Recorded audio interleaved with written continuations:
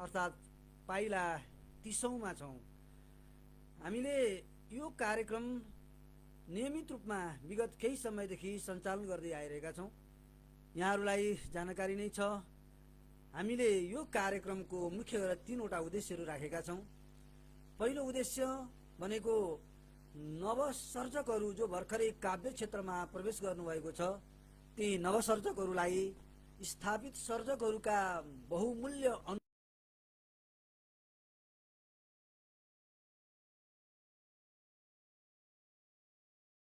अर्को उद्देश्य भनेको जुन काव्यिक सिप युक्त कविहरू हुनुहुन्छ, उहाँहरूले आफ्नो बौद्धिक सम्पत्तिको रूपमा सिर्जना गर्नुभएको जुन कविता छ, त्यो कविता मार्फत सम्प्रेषण गर्न खोजिएका ती सन्देशहरू सरकारवाला पक्षहरूसम्म पुर्याउने र एउटा चाहिँ चेतना जगाउने, कविता मार्फत चेतना जगाउने, कविता मार्फत सन्देश दिने जुन अभियान छ, त्यो अभियानको एउटा सहकर्मीको रूपमा हामीले यो कार्यक्रम सञ्चालन गर्दैछौँ। र अर्को मुख्य उद्देश्य भनेको चाहिँ हामीले चाहिँ खासमा यो कार्यक्रममा निश्चित भूगोलमा आफ्नो पहिचान स्थापित गरिसक्नुभएका कविहरूलाई आम श्रोता, दर्शक र पाठकहरूसम्म पहिचान गराउने, परिचित गराउने पनि हाम्रो यो उद्देश्य हो। त्यसै गरी समसामयिक शैक्षिक, समसामयिक काव्यिक अथवा साहित्यिक क्षेत्रमा भइ गरेका विभिन्न गतिविधिहरूको बारेमा साहित्यसँग रुचि राख्ने आम महानुभावहरूलाई हामीले सूचना सन्देश सम्प्रेषण गर्ने, त्यसको सम्बन्धमा चाहिँ सुसूचित गर्ने पनि हाम्रो कार्यक्रमको उद्देश्य रहेको छ। र हामी यसभन्दा अघिल्लो श्रृङ्खलासम्ममा हामीले करिब 29औँ पाइलासम्ममा चाहिँ 29 जना आदरणीय कविज्यूहरूलाई यहाँ हाम्रो कार्यक्रममा निमन्त्रणा गरिसकेका छौँ। र आज पनि हामीले एकजना विशिष्ट कवि व्यक्तित्वलाई यहाँ निमन्त्रणा गरेका छौँ। उहाँ हुनुहुन्छ हिरण्यलाल गेवाली। उहाँ पेसाले प्राध्यापनमा संलग्न हुनुहुन्छ। आदरणीय प्राध्यापक डाक्टर हिरण्यलाल गेवाली बुटवल बहुमुखी क्याम्पसमा र अन्य विभिन्न कलेजहरूमा प्राध्यापन कार्यमा संलग्न हुनुहुन्छ। उहाँको मुख्य कार्य प्राध्यापन हुँदाहुँदै पनि उहाँको आफ्नो सिप, क्षमता, अनुभवको आधारमा नियमित रूपमा विगत लामो समयदेखि काव्य सिर्जनामा आफ्ना योगदान, महत्त्वपूर्ण योगदानहरू पुर्याउँदै आउनुभएको छ। आउनुहोस्, सम्पूर्ण श्रोता, दर्शक र पाठकहरूको तर्फबाट स्वागत गरौँ यहाँलाई। आदरणीय कविज्यू हिरण्यलाल गेवालीज्यूलाई हाम्रो यस कार्यक्रममा हार्दिक स्वागत छ। अब पृष्ठभूमिमा मैले अलिकति कार्यक्रमको उद्देश्यको बारेमा कुरा राखिसकेको छु र हामी चाहिँ त्यही उद्देश्यमा केन्द्रित रहेर चाहिँ विषयवस्तुहरूको चाहिँ बारेमा अन्तरङ्ग कुराकानी गर्नेछौँ र बिचमा यहाँद्वारा सिर्जना गरिएका कविताहरू पनि वाचन गरेर आम पाठक श्रोताहरूलाई चाहिँ सुनाउने नै छौँ। त्योभन्दा अगाडि अलिकति यहाँको परिचय, हुन त यहाँ एउटा चाहिँ प्राध्यापक डाक्टरको रूपमा आफूलाई स्थापित गरिसक्नु भएको छ, काव्य क्षेत्रमा पनि यहाँको चाहिँ आफ्नै पहिचान छ। तैपनि यहाँको बाल्यकालदेखि लिएर माध्यमिक तहको अध्ययन अनि उच्च माध्यमिक तहको अध्ययन र चाहिँ प्राध्यापन क्षेत्रको चाहिँ यात्राको चाहिँ अलिकति चाहिँ सीमावलोकन हाम्रा आम पाठक, श्रोता र दर्शकहरूलाई गराइदिनु हुनुको लागि हार्दिक अनुरोध गर्दछु। मेरो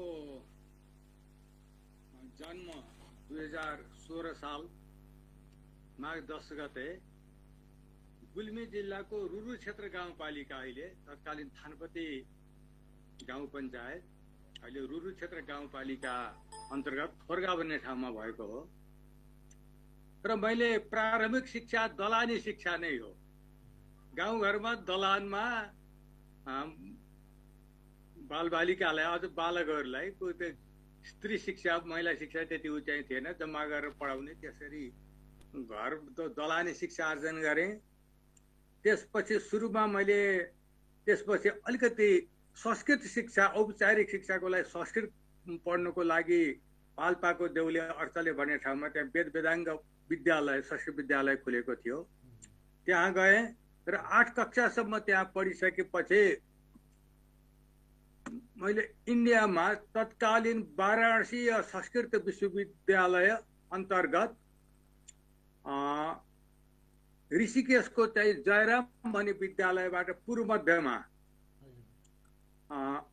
देखि चाहिँ पूर्व मध्यमा परीक्षा उत्तीर्ण गरेँ। यो 1975 सन् 1975 मा हो। अनि 77 मा त्यो चाहिँ एसएलसी प्रवेशिका सरह हो। त्यसपछि आइए सरहको उत्तर मध्यमा मैले 77 मा गरेँ र 1979 सन् 1979 मा यहाँको चाहिँ विक्रमसम्म 2035 सालमा मैले स्नातक उत्तीर्ण गरेँ, शास्त्री उत्तीर्ण गरेँ। त्यसपछि मैले केही समय गाउँमा प्राध्यापन गरेँ। 2037 साल जेठदेखि मैले अध्यापन सुरु गरेको निमावी तहमा मेरो प्रथम प्रवेश 2037 साल जेठ महिनामा हो। र अहिले चाहिँ त्यो त्यति बेलादेखि अहिलेसम्म गर्दा 42 वर्षको मेरो यात्रा चलिरहेछ, अध्यापन यात्रा। त्यसपछि 1 वर्ष जति त्यहाँ पढाएर म राजधानीतिर गएँ।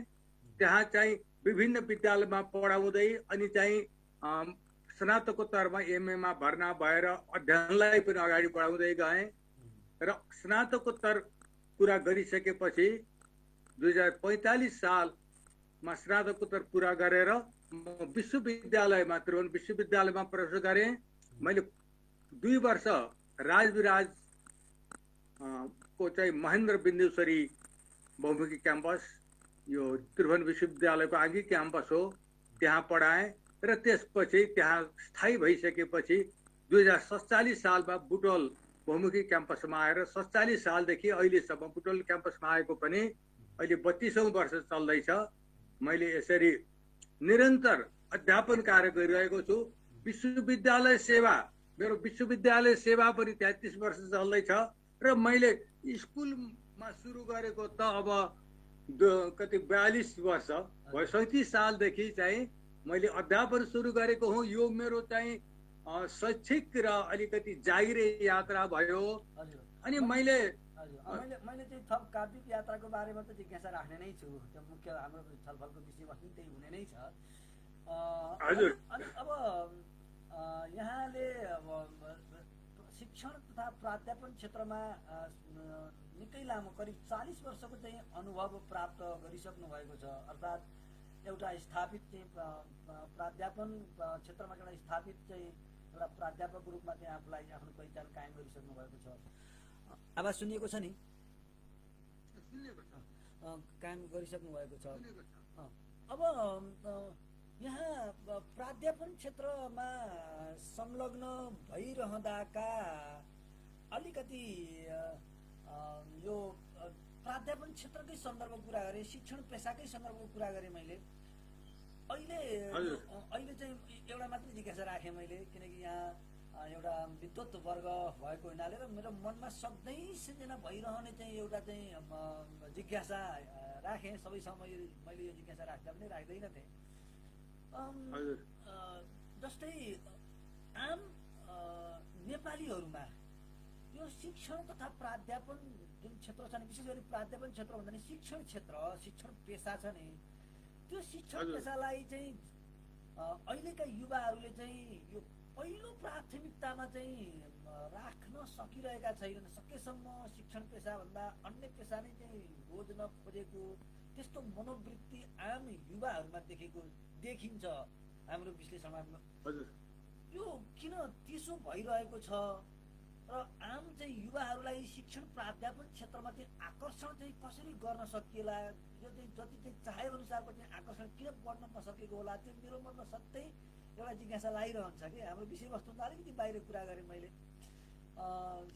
के लाग्छ? होइन, यो चाहिँ हजुर यो अत्यन्त महत्त्वपूर्ण, यो एकदमै जुन चाहिँ हाम्रो चाहिँ यो शैक्षिक उसितै सम्बन्धित यो कार्यक्रम हो नि। हजुर। यो पेसाप्रति आकर्षण नहुनुको कारण के हो? हामी वास्तवमा हामीले खोज्ने नै, हामीले त यो शिक्षण पेसामै संलग्नहरूलाई आमन्त्रण गरिन्छ।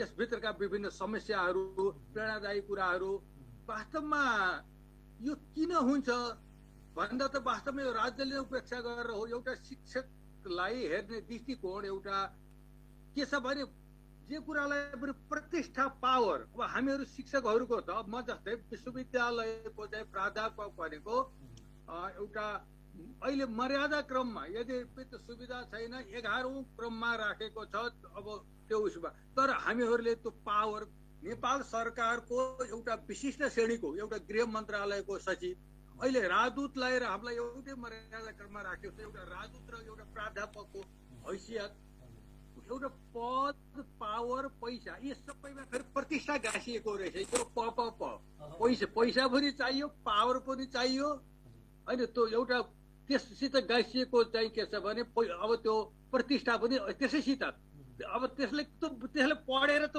के गरेर त कति कमाछ र भन्ने कुरो त्यो आउँछ एउटा निजामती कर्मचारी उस्तै चाहिँ रासु अन्तर्गत कतै चाहिँ मालपा सालपतमा उसले चाहिँ उसको कमाइ र एउटा टिचरको कमाइ एउटा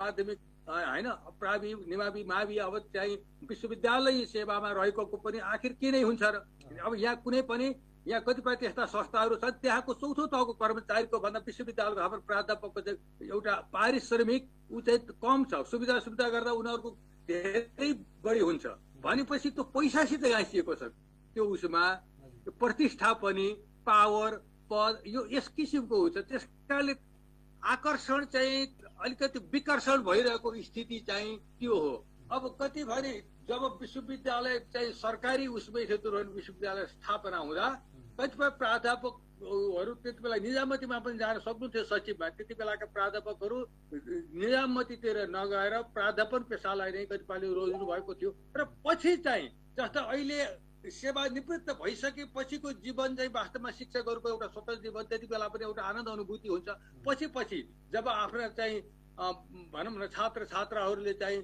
धेरै उन्नति गर्छन् उनीहरूबाट प्रतिष्ठा पाउँदा वास्तवमा अरू चाहिँ निजामती कर्मचारी निजामती जङ्गी प्रहरी जति पनि हुन्छन् नि अहिले त सबै निजामती जङ्गी प्रहरी विभिन्न सेवा भन्दा त यो त उपेक्षित छ अनि वैदेशिक रोजगारतिर गएकाहरू प्रति पनि उनलाई हेर्ने दृष्टिकोण पनि एउटा समाजको चाहिँ एकदमै ऊ छ उनीहरू पैसा टर्न कमाछन् त्यो दृष्टिले हेर्छन् तर पछि चाहिँ अन्ततः हामीलाई आत्मसन्तुष्टि हुन्छ आत्मसन्तुष्टि लिनुपर्ने हुन्छ तर यो चाहिँ त्यही हो पैसासित र पावरसित शक्तिसित गाँसिएको छ त्यो कुरो चाहिँ हामीहरूमा शिक्षण पेसामा संलग्न व्यक्तिहरूमा छैन त्यसै कारणले त्यस्तो भएको हुन सक्छ हुन्छ मैले अलिकति यहाँको चाहिँ अब लामो समयको चाहिँ अनुभवलाई सेयर गर्न खोजेँ हाम्रो चाहिँ विषयवस्तुभन्दा थोरै यो अवसर पनि हो यो एउटा सन्देश चाहिँ सरकारवाला पक्षहरूसँग पनि पुगोस् भन्ने आशयले चाहिँ मैले यो जिज्ञासा राखेको हुँ मैले अब अर्को चाहिँ जिज्ञासा यहाँ काव्य क्षेत्रमा अथवा चाहिँ साहित्य सिर्जनामा लाग्नु भएको छ अहिले पनि काव्य साहित्य सिर्जनामा फुर्सदका समयहरूमा मुख्य पेसा प्राध्यापन भएर पनि फुर्सदमा चाहिँ यहाँले साहित्यको विधाहरूमा चाहिँ कलम चलाउनुहुन्छ यहाँलाई चाहिँ यहाँको चाहिँ काव्य यात्रा चाहिँ जीवनको कुन चाहिँ चरणमा प्रारम्भ भयो यहाँको सम्झनामा एकदमै प्रारम्भिक चरणको सम्झना के छ एकदमै यो होइन यो मेरो चाहिँ स्मृति पटमा चाहिँ मेरो सम्झनामा भनौँ ताजै छ मैले कविता लेख्न थालेको माध्यमिक तह भनौँ मैले शैक्षिक शिक्षा आर्जन गरेँ र 6-7 क्लासमा पढ्दादेखि नै मैले कविता लेखेर सुनाउने अब विद्यालयमा सुनाउने गर्थेँ त्यसपछि म जब संस्कृतको चाहिँ भारतको ऋषिकेशमा गएर पूर्व मध्यमामा जब मैले पढ्न थालेँ त्यो पूर्व मध्यमा प्रथम खण्ड भनेको 9 कक्षा सरह र दोस्रो खण्ड भनेको अब 10 द्वितीय खण्ड पास गरेपछि एससी प्रवेशिका सरह हो र म ऋषिकेशमा जाने बित्तिकै त्यहाँ नेपाली विद्यार्थीहरूको चाहिँ एउटा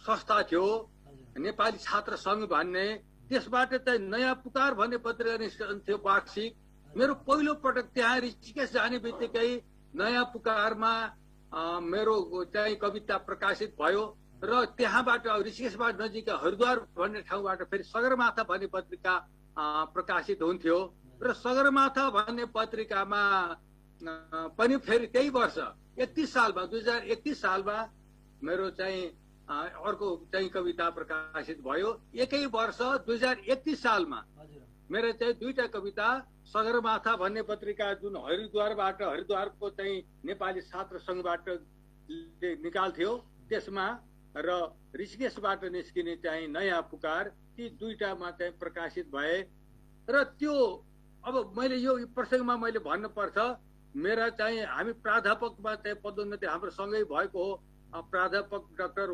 होमनाथ सापकोटा वीरेन्द्र बहुमुखी क्याम्पस चितवनमा उहाँले प्राध्यापक गर्नुहुन्थ्यो। त्यो सगरमाथा पत्रिकाको चाहिँ सम्पादन उहाँले गर्नुभएको थियो। त्यसको सम्पादनको अभिभार उहाँको उसमा थियो र त्यो पत्रिका मैले यही बुटवल क्याम्पसकै एकजना विद्यार्थीको मद्दतबाट मैले त्यो पत्रिका प्राप्त गरेँ र पहिलो पटक प्रकाशित भएको 2031 सालमा प्रकाशित भएको कविता सगरमाथा, अब यो अवस्था जीर्ण शीर्ण अवस्थाको मैले यो पत्रिका प्राप्त गरेर त्यसमा छापिएको कविता पनि मैले यो प्रसङ्गमा, अब यो हाम्रो चाहिँ यो काव्यिक यात्रा पनि हो। अब करिब 15 मिनट भइसकेको छ हाम्रो चाहिँ भलाकुसारी सुरु भएको। मैले 31 सालमा कस्तो कविता लेखेका रहेछु अथवा यो पाठकहरूले, हस् हामीले सुनौ। हजुर, श्रोता दर्शकहरूलाई चाहिँ हजुर पनि एउटा जिज्ञासा हुन सक्छ। यो छरिएका भावना 2031 साल भनेपछि धेरै लामो समय हो अहिलेको उसबाट। अब त्यो 31 सालमा प्रकाशित कविता, त्यस बेला के थियो भने नामको हरेक पंक्तिको सुरुवात, अब हाम्रो यो छन्द कविता नै यहाँ वाचन हुन्छ, यो छन्दमा छ, छन्दबद्ध कविता हो, अनुष्टुप छन्दमा रचिएको छ। र मेरो नाम हिरण्यलाल गेवाली सकेसम्म त्यो हिबाट चाहिँ अनि रबाट त्यो हरेक चाहिँ पाहुको पहिलो अक्षर त्यहाँबाट सुरु गरिएको छ। यो चाहिँ जम्मा 4 पंक्तिका 2 अनुच्छेद, अर्थात् अब यसमा 8 पंक्तिमा रचना गरिएको छ। मैले कविता सुरु गरेँ, यो मैले पढ्ने मात्रै हो, सस्वर वाचन गर्ने उ चाहिँ छैन। यसमा हिमाली कान्तिले गर्दा नेपाल अति सुन्दर, यो छरिएका भावना हुन त देशभक्तिसित सम्बन्धित छ, तर यहाँ अलिकति भावना देशभक्तिपूर्ण भावना पनि छरिएको हुनाले छरिएका भावना शीर्षक राखेको छु। र हिमाली कान्तिले गर्दा नेपाल अति सुन्दर अति उज्जवल, रत्नै वा मणितुल्यै छ, केही छैन यहाँ छल, हिर भयो। अनि हिँडियाबाट शब्द नआउने हुनाले ने गराएको छु। नेउली चरीको शब्द हाय रोदन गर्दछ, लागि उद्योगमा हामी उद्यमी हुनु पर्दछ। यो हिरण्य लाल भयो। अनि लक्ष्मीका पति विष्णुको भक्त वत्सल भई सदा ज्ञानी अनि सदाचारी हुनु पर्दछ सर्वदा। त्यो गेवाली, ज्ञबाट शब्द आएन अनि ज्ञा गराए, ज्ञानी अनि सदाचारी हुनु पर्दछ सर्वदा। वासन्ती पुष्पले जस्तै सुगन्धित गराउँछ ज्ञा वा, वासन्ती पुष्पले जस्तै, त्यो वासन्ती लेखिन्छ, वासन्ती पुष्पले जस्तै सुगन्धित गराउँछ, लिएमा एकता हामी शत्रु देश डराउँछ। यसरी हिरण्यलाल गेवाली सुरुमा त्यसरी राखेर मैले यो कविता सुरुमा अनुष्टुप छन्दको कविता यो प्रकाशित औपचारिक रूपमा मेरो औपचारिक साहित्यिक यात्राको यो चाहिँ यहाँबाट सुरु हुन्छ। यो चाहिँ 2031 सालमा रामनवमी, यो वर्ष 13 अङ्क 13, यो चाहिँ त्योभन्दा पहिले 12 अङ्क निस्किएको रहेछ। त्यो यो चाहिँ कविता सगरमाथा भन्ने पत्रिकामा छापिएको हो। त्यसबाट छापिएको कविता फेरि त्यो अलिकति अप्ठ्यारै छन्द हो, त्यो सरकधरा छन्द, त्यो 21 अक्षर हुने। यो अनुष्टुप छन्द अलिकति अलि सजिलो हो। मैले पछि पनि धेरै अनुष्टुप छन्दमा कविता रचना गरेँ र त्यो चाहिँ त्यो मेरो चाहिँ त्यो राष्ट्रिय झण्डाबाट प्रभावित, माधव घिमिरेको राष्ट्रिय झण्डा प्रथम पटक चाहिँ राष्ट्रिय स्तरमा पुरस्कृत कविता हो, त्यसबाट प्रभावित कविता थियो। ऋषिकेशको नयाँ पुकार भन्नेमा छापिएको। यसरी एकै वर्ष 2 ठाउँबाट प्रकाशित भएका हुन्। 2031 सालदेखि मेरो साहित्य यात्रा सुरु भएको हो। यसरी मेरो चाहिँ साहित्यिक यात्रा त एक किसिमले यो लामै यात्रा। अब त्यो मेरो 2016 सालमा जम्मा 15 वर्षको उमेरदेखि मेरो साहित्यिक यात्रा सुरु भएको हो। अब यहाँले साहित्यिक यात्राका प्रारम्भिक पाइलाहरू अथवा चाहिँ माइलस्टोन, प्रारम्भिक चरणहरूको बारेमा, प्रारम्भिक पाइलाहरूको बारेमा हामीलाई जानकारी गराउनुभयो। वास्तवमा प्रारम्भमा कविता लेख्ने क्रममा यहाँलाई चाहिँ प्रेरणा प्रदान गर्ने चाहिँ प्रेरणाका स्रोतहरू, प्रारम्भिक चरणका प्रेरणाका स्रोतहरू के थिए? केलाई चाहिँ यहाँको चाहिँ प्रेरणाको स्रोत मान्नुभयो प्रारम्भिक चरणका? धन्यवाद। अब त्यो चाहिँ वास्तवमा यो महत्त्वपूर्ण कुरा हो। प्रारम्भिक चाहिँ चरणमा एउटा अब एउटा घरायसी वातावरण, एउटा अरू साथीहरूको सम्पर्क, एउटा अध्ययन, अब यी कुराहरू त तीमध्ये मैले चाहिँ अब सुरुमै मैले अब रुद्री, चण्डी, अब यस्तो किसिमको, अनि रघुवंश, यो प्रारम्भिक उसमै यस किसिमका कृतिहरू, संस्कृत साहित्यका कृतिहरू, अनि स्तोत्रहरू, विभिन्न स्तोत्रहरू पनि मैले कण्ठस्थ गरेँ। त्यसपछि त्यहाँबाट मेरो छन्दप्रति, लयप्रति आकर्षण बढ्यो। त्यसपछि बिस्तारै त्यो गुनगुनाउन थाले। त्यसपछि त त्यो सँगै यो अष्टम छन्दमा, सार्वत्रिक छन्दमा त त्यसै भावनाहरू, शब्दहरू ट्याक ट्याक त मिल्न गए। अनि गीतीय लयमा, जस्तै मुनामदनमा प्रयुक्त जुन झ्याउरे लय हो, त्यसमा मैले सुरुमै सजिलै मेरो कलम चल्यो। अनि आफ्ना चाहिँ भावनालाई त्यही लयबद्ध किसिमले पोख्न थाले। नत्र चाहिँ 15 वर्षमा प्रकाशित भयो। अब 10-11 वर्षदेखि नै अब गुनगुनाउन थालियो, अब लेख्न थालियो। त्यो चाहिँ एउटा शिक्षाको पनि प्रभाव हो। अरूका कविता पनि पढ्थे। हाम्रो घरमा अब संस्कृतका चाहिँ किताबहरू, केही चाहिँ नेपाली साहित्यका पनि केही किताबहरू थिए। मैले तिनीहरू किताबहरू पढ्ने, अनि चाहिँ लेख्ने अभ्यास चाहिँ स्वाभाविक रूपमा म त्यसप्रति आकर्षित भएँ।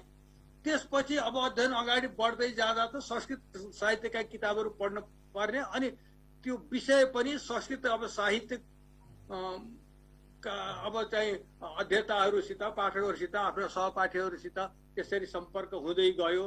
त्यसपछि लेखेर आफूलाई राम्रो चाहिँ लाग्दैन थियो। अनि कुनै अवसरमा, कुनै मञ्चको लागि, कुनै अवसरको लागि, अब दसैँ आएपछि दसैँमा, तिहार आएपछि तिहारमा, कुनै प्रतियोगितामा लेख्दै गर्दा होइन अरूले राम्रो छ भन्ने भइसकेपछि अनि लेख्न थालियो।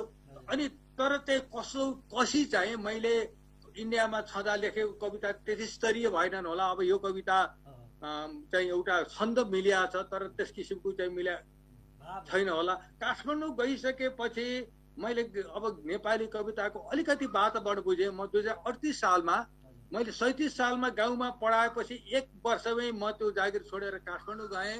र काठमाडौँ मैले त्यहाँ प्रतियोगितामा पनि भाग लिन थालेँ। र मैले 40 सालमा एउटा राष्ट्रिय स्तरको कविता प्रतियोगितामा भाग लिएर जब म त्यसमा पुरस्कृत भएँ, अब यसमा पनि आउनु भएको छ होला हाम्रो आदरणीय अग्रज कवि रमेश खकुरेल। म त्यसपटक चाहिँ म जुन उसमा पहिलोपल्ट भाग लिएर तृतीय भएको थिएँ, प्रथम स्थान चाहिँ रमेश खकुरेलजीले प्राप्त गर्नु भएको थियो। त्यो शहीद दिवसको अवसरमा अलिक क्रान्तिकारी कविता चाहिँ त्यो त्यहाँ वाचन गर्न मिल्थ्यो। उहाँको पनि व्यङ्ग्य कविता अलिक जोडदार थियो। तत्कालीन व्यवस्थालाई अलिकति व्यङ्ग्य गरेर अलिकति घोचमेच गरेको। र मेरो कविता पनि वीर शैली यस्ता हुन्छन् भन्ने अलिकति चर्कै कविता थियो। अनि पापीको लात आमाको छातीमा जब पर्दछ, चरक्क छाती आमाका आँसुले पोल्न थाल्दछ, वीर आफै बलि बन्छ आमालाई हँसाउन, डाकेर मिरमिरेलाई सक्छ भोलि उदाउन।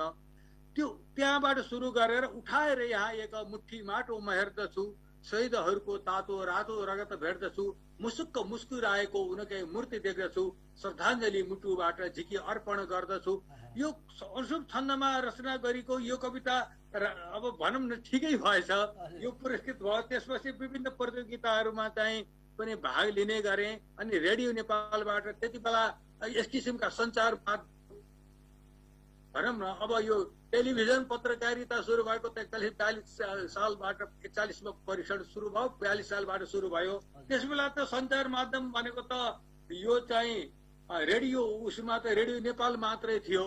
रेडियो पत्रकारितामा अनि छापा पत्रिका अन्तर्गत चाहिँ मैले गोर्खा पत्रमा अनि मधुपर्क निस्किन्थ्यो, मधुपर्कमा दिने गर्थे, त्यहाँ छापिन थाले। त्यसपछि रेडियो नेपालबाट प्रसारित हुन थाले। अनि काठमाडौँ बस्दासम्म मैले छन्दमा राम्रै, धेरै छन्द त मैले खेलाइनँ, राम्रै लेख्ने गर्थेँ।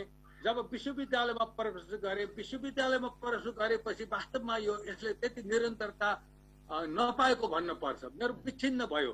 सृजनालाई विश्वविद्यालयमा के छ भने सृजनालाई अङ्क दिइँदैन। विश्वविद्यालयले चाहिँ समालोचना अनुसन्धानलाई अङ्क दिइन्छ पदोन्नतिको लागि, र सृजनालाई कथा कविता निबन्ध उपन्यास लेखेर सृजनाको लागि चाहिँ त्यो अङ्क हुँदैन। पदोन्नतिको लागि नहुने हुँदा म चाहिँ विद्यावारिधितर्फ पनि लाएँ, समालोचनातिर लेख्न थालेँ र सिर्जनाबाट अलिक पछि हटेँ। अनि केही निबन्धहरू लेख्न थालेँ र मेरो कविता यात्रा त्यसरी अनवरत रूपमा एकदमै अविच्छिन्न रूपमा अगाडि जान सकेन। र मैले अहिलेसम्म मेरो खण्डकाव्य पनि प्रकाशित भएको छैन। मैले एमएमा भर्ना भइसकेपछि के भने मैले नियमित क्लास लिन पनि सकेका थिइनँ। कहिलेकाहीँ जान्थेँ। नेपालीमा अहिले पनि छ सृजनात्मक लेखन भन्ने 100 नम्बरको सृजनाका जुनसुकै विधा पनि, जस्तै कविता, अब आख्यान, निबन्ध, नाटक जे पनि प्रस्तुत गर्न पाइन्छ। मैले कविता को लागि चाहिँ 5 वटा कविता पेश गर्नु पर्थ्यो। सृजनात्मक लेखन अन्तर्गत कविता लेख्नको लागि मैले 5 वटा कविताहरू यो चाहिँ सृजना प्रस्ताव पेश गरेँ। त्यो स्वीकृत भयो र मैले बिसौनीका 20 थुङ्गा 20 वटा मात्र कविता छ, त्यो मैले प्रस्तुत गरेँ। त्यसपछि त्यसैमा मैले 25 वटा कविता खपेर मैले बिसौनी भन्ने कविता सङ्ग्रह मैले 54 सालतिर प्रकाशित गरेँ। त्यसपछि मेरा फुटकर कविताहरू, खण्डकाव्यहरू पनि मैले सृजना गरेको छु, तर प्रकाशोन्मुख मात्रै भए, प्रकाशित भइसकेका छैनन्। अनि कविताका साथै विभिन्न निबन्धहरू, अनि मेरो एउटा कथा सङ्ग्रह पनि प्रकाशित भएको छ र अनुसन्धानात्मक लेखहरू, अनुसन्धान प्रतिवेदनहरू लेख्ने काम गरेँ। र विद्यावारिधि मैले लोक साहित्यमा गरेँ। लुम्बिनी अञ्चलका लोकगीतको सामाजिक अध्ययन शीर्षकमा मैले विद्यावारिधि गरेँ र अनि चाहिँ त्यसैले मलाई पदोन्नति गरायो। 2071 सालमा म प्राध्यापक पदमा म बढुवा भएँ, प्राध्यापक बन्न सफल भएँ। र अबको समय मैले सृजनालाई दिन पर्ने हुन्छ, किनभने मेरो पहिचान म यहाँ सम्बन्धित भएको छु। मैले पिएचडी गरेर प्रोफेसर भएर भन्दा पनि हुन त हो, यो शिक्षण पेसामा संलग्न छ र प्लस पोइन्ट चाहिँ अर्को चाहिँ यसले सृजना गर्छ, लेख्छ भनेर नै यहाँले बोलाउनु भएको हो। यस्ता विभिन्न ठाउँमा आमन्त्रित हुने अवसर पाएको छु र मेरो पहिचान भनेको साहित्य भन्दा यो साहित्यिक व्यक्तित्व नै हो, काव्यिक व्यक्तित्व नै हो। अब मैले यहाँलाई अलिकति अब सन्दर्भ जोडेँ। यहाँ हाम्रो कार्यक्रम हाम्रो लाइभ कार्यक्रममा चाहिँ धेरै साथीहरू हेरिरहनु भएको छ र हाम्रो कार्यक्रमलाई हेरेर यहाँ हाम्रो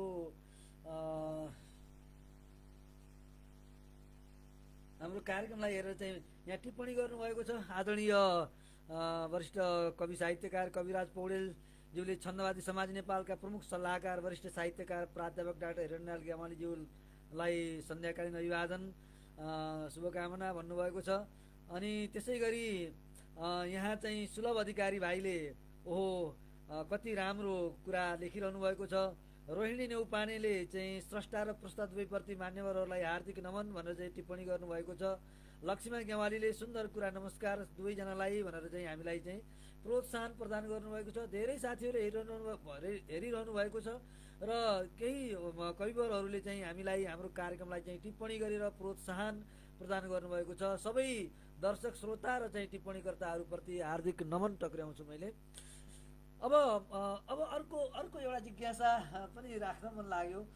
जस्तै अब कविताहरू यहाँले भनिसक्नु भएको छ, कविता लेखिरहनु भएको छ, काव्य सिर्जना गर्नुभएको छ, निबन्धको क्षेत्रमा साहित्यका विभिन्न विधाहरूमा चाहिँ यहाँले कलम चलाउनु भएको छ। विभिन्न विधाहरू मध्ये यहाँले चाहिँ कविताको क्षेत्रमा आफूलाई चाहिँ अलि चाहिँ काव्य व्यक्तित्वको रूपमा चाहिँ प्रस्तुत गर्ने चाहिँ प्रयत्न पनि गरिरहनु भएको छ। अन्य विधा भन्दा कविताको विधालाई नै प्राथमिकता के कारणले दिनुभयो?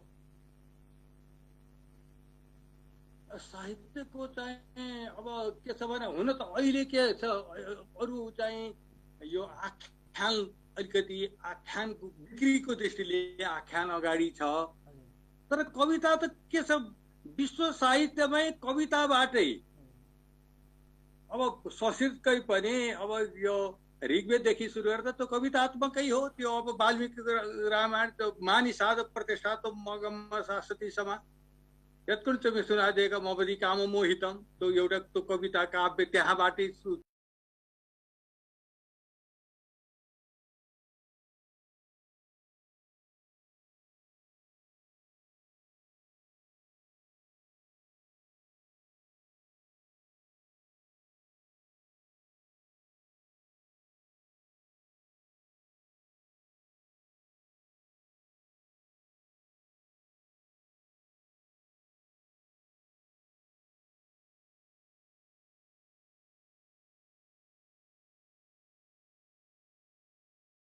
तर सुरुवात चाहिँ कथाबाट अथवा उसबाट आख्यानमा चाहिँ कथाबाट अथवा नाटकबाट सुरु गर्ने, निबन्धबाट सुरु गर्ने अत्यन्त कम हुन्छन्। हामीहरूले नेपाली साहित्यकारकै उसमा पनि पढ्ने हो भने त्यहाँले सुरुवात चाहिँ कविताबाट गरियो, कविताबाट सुरुवात गरेर यो मबाट लाग्दैन भनेपछि अनि चाहिँ मान्छेले छामछुम गरेर विधा रोज्ने काम हुन्छ। अनि मेरो सृजना होइन, म समालोचनातिर अथवा अरू क्षेत्रतिर लाग्छु भन्ने अरूतिर लाग्छन्। तर कवितामा म पर्गल्न सक्छु, चाहे छन्दबद्ध होस् चाहे चाहिँ मुक्त लयको होस्, मैले छन्दमय सिद्धि प्राप्त गर्न सक्छु भन्नेले यसैबाट मुख्य विधाको रूपमा कवितालाई नै लिन्छ। देवकोटामा त विधागत विविधताको दृष्टिले त देवकोटाले त सबैमा कलम चलाएको छ। निबन्ध पनि प्रथम नेपाली आधुनिक निबन्धकार हुन्। आषाढको 15 चाहिँ प्रथम नेपाली आधुनिक निबन्ध हो। अब प्रसिद्ध प्रबन्ध सङ्ग्रह उनले 1998 सालमा अनुवाद गरिदिएका थिए। लक्ष्मी निबन्ध सङ्ग्रहलाई उछिन्ने अहिलेसम्म कुनै निबन्ध सङ्ग्रह आएको छैन।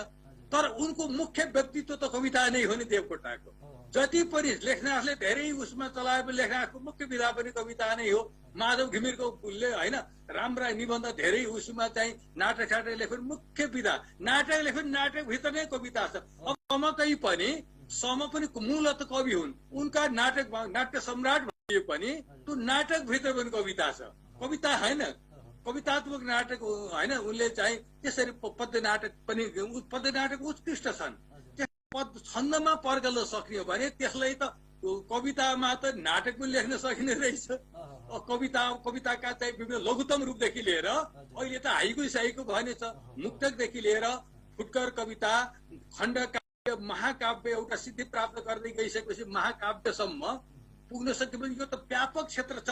र झट्ट हृदय छुने खालको के थोरै 1-2 पंक्तिले पनि अब अहिले चाहिँ छन्द कवि होइन जस्तो बैरागी काइलाले कि छन्दमा लेखे होला भन्ने हुन्छ। अब उसले चाहिँ थुप्रै छन्दमा कविता, माया मेरो भए बाली हिँड्थे गलामा, कहिले काहीँ तमन्ना नहुँदा छाडी हिँड्थे किलामा, मजाक्रान्ता छन्दको त्यो एउटा मुक्तकीय स्वरूपको 2 पंक्तिमा मजाको त्यो कविता छ। त्यस्ता उनले छन्दमा त्यो बैरागी काइलाले पनि लेखेका थिए।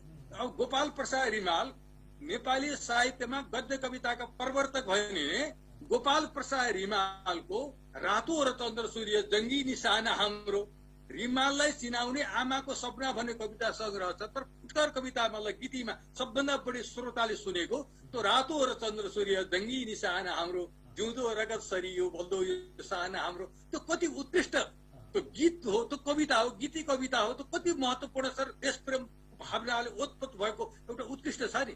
त्यस कारणले त्यो सबै फेरि त्यसभित्र आख्यान पनि अट्यो। एउटा बृहद आख्यान महाकाव्य पनि अट्ने भयो, एउटा छोटो आख्यान पनि अब खण्डकाव्यको रूपमा अट्ने भयो। फुटकर कविताभित्र पनि आख्यान हुन्छ।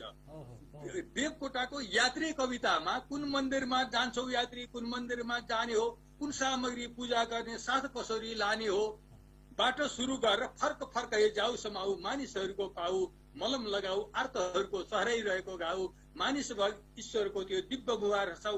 त्यो भित्र चाहिँ त्यो के छैन, एउटा मानवतावादी दृष्टिकोण प्रस्तुत गरिएको छ। यात्रीलाई सम्बोधन गरिएको छ। अनि मन तिम्रो शरीरै चाहिँ मन्दिर हो, मन रूपी सिंहासनमा ईश्वर बस्छन्। चर्मचक्षुले बाहिर चाहिँ ईश्वरलाई खोज्नु व्यर्थ छ। गरिब दुखीको सेवा गर र गरिब दुखी हाँसे भने ईश्वर हाँसेको मानिन्छ भएर त्यो एउटा यात्री कवितामा सारा चाहिँ कुरा हटाइदिएका छन्। भनेपछि कविताको त त्यो शक्ति हो नि, कविताको त ज्यादै ठुलो शक्ति छ। यद्यपि मैले त्यो साधना गर्न सकेका छैन। अहिले धेरै श्रोता दर्शकहरू आउनु भएको छ, एकदमै कविताको शक्ति बुझेका चाहिँ धेरै आउनु भएको छ। वास्तवमा कविताको त एउटा विराट शक्ति छ। र त्यसकारण धेरै ठुल्ठुला साहित्यकार पनि, अब शेक्सपियरले पनि त भनौँ कवितामै होइन छन्दमै उनले नाटक लेखे। र यो कविता वास्तवमा गद्य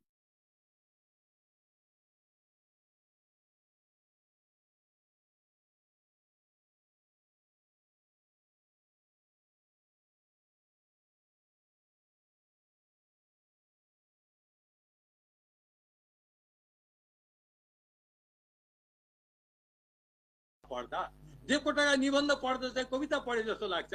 के नेपाल सानो, अब के नेपाल सानो छ भन्ने चाहिँ नेपाल सुन्दर शान्त विशाल त्यो त कति ठाउँ लेखेका छन्। कुनै दिन मैले लेखेको थिएँ सुन्दर छ शान्त छ तर विशालताको भावना कसरी आयो भने त्यो विशालतालाई पुष्टि गरिदिएका छन् पुरै कविताको रूपमा। त्यो निबन्ध पढ्दा पुरै कवितै हो कि।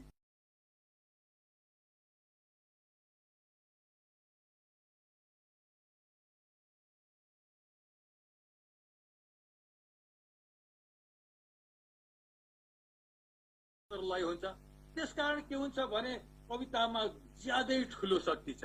त्यसकारण पनि होला म चाहिँ कवितातिरै कहिले काहीँ त मैले अलि दुस्साहस पनि गर्ने, मैले कहीँ शुभ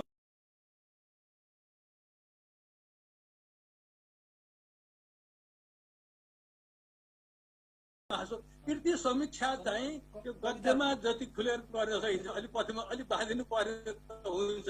अब यहाँ मैले कतिपय कार्यक्रममा देख्छु त्यो समीक्षा चाहिँ छन्दमा गरिएको, तर मैले पनि धेरैका भूमिकाहरू मैले छन्दमा लेखिदिएको छु। छन्दमा समीक्षा गर्ने पनि त्यो एक किसिमको कसैले मलाई भने यो चाहिँ विधा, यो चाहिँ समालोचना भनेको चाहिँ यो समीक्षा भनेको गद्य नै हो, यसलाई जबरजस्ती यो छन्दमा नबाँध्ने प्रयत्न नगरेको दुस्साहस भन्ने पनि कतिपय साथीहरूले भने। तर त्यो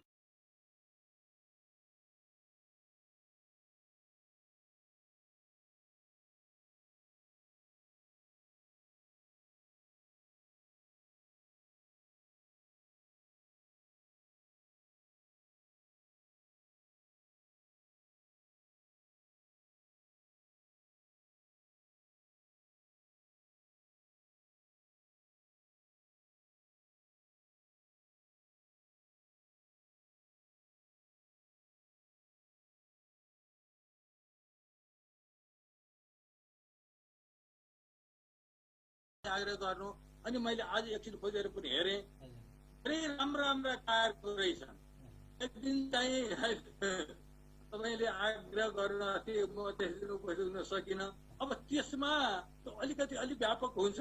त्यसमा कहिले काहीँ फेरि बिचमा त्यो व्यवधान उत्पन्न भयो भने फेरि त्यति उपयुक्त हुन्न कि भनेर मैले यो अलि त्यसमा हामी दुईटाको संवाद हुन्छ। श्रोताको रूपमा कोही हुन सक्नुहुन्छ, युट्युबमा राखिसकेपछि पछि चाहिँ दर्शक श्रोताहरू पनि हुनुहोला। यो अनौपचारिक गफ गर्न फेरि मैले धेरै ठाउँमा तर्केको तपाईँको मुस्कानले नै आकर्षण गर्यो।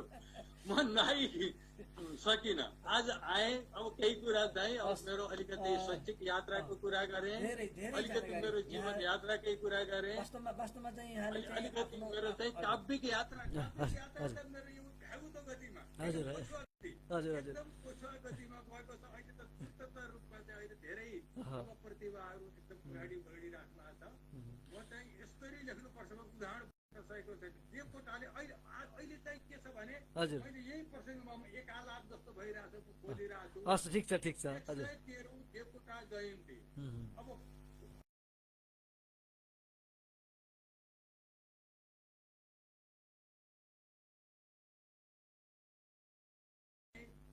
एउटा संयोजक भएर एउटा देवकोटा पुरस्कार साहित्य पुरस्कार चाहिँ प्रदान गरियो। र यो खास अवसरमा जस्तै अहिले देवकोटा जयन्ती, यसको देवकोटाको जयन्तीसितै गाँसेर चाहिँ यसलाई चाहिँ हामीले प्रस्तुत यो साप पनि हो। यसरी चाहिँ गाँस्न सकेको भए अझै राम्रो। 113औं महाकवि देवकोटाको जयन्तीको चाहिँ यो पूर्व सन्ध्या पर्सि हो। तिथिको आधारमा पर्सि अहिले चाहिँ 18 गते पर्याप्त लक्ष्मी पूजा, मितिको आधारमा कार्तिक 27 गते 1966 सालमा कार्तिक 27 गते पर्या रहेछ लक्ष्मी पूजा। अब त्यस दिन भन्दा पनि हामीले तिथिको आधारमा मनाउने गरिन्छ। र यो आजको यो कार्यक्रम देवकोटा महाकवि लक्ष्मण देवकोटा नेपाली साहित्यका महाकवि जो हाम्रो काव्य यात्रा पनि हो, देवकोटा प्रति समर्पित यो कार्यक्रम हो। नेपाली साहित्यका महाकवि विराट प्रतिभा देवकोटालाई श्रद्धा सुमन व्यक्त गर्न चाहन्छु। र यस किसिमका अवसर आउँछन्। यो कार्यक्रमको उसमा चाहिँ चलाउने क्रममा जस्तै अहिले देवकोटा जयन्ती भयो जस्तै अनि सन्दर्भ अहिले चाहिँ यो कसै इतिहाससित सम्बन्धित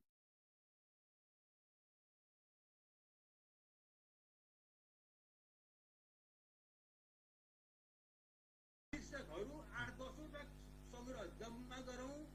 शीर्षकहरू सबैका उस्तै हुन्छ। अब नयाँ प्रतिभाले चाहिँ के बुझ्न पर्ने कुरा, तिनै शीर्षक मैले यहाँ मेरो यो सङ्ग्रह मैले यहाँ दिएको छु। हजुर यसमा मैले जे शीर्षक लेखेको छु त्यही शीर्षकमा धेरैका कविता, दसैँको, तिहारको, अब देवकोटाको, भानुको अवसरीय कविता कि यो अवसरमा चाहिँ कविता लेख्ने, अनि चाहिँ त्यो अवसरीय कविता सुरुमा लेखियो, अनि त्यो छापियो, अनि कहीँ अब देवकोटा जयन्ती परेको छ भने देवकोटालाई समर्पित गर्ने।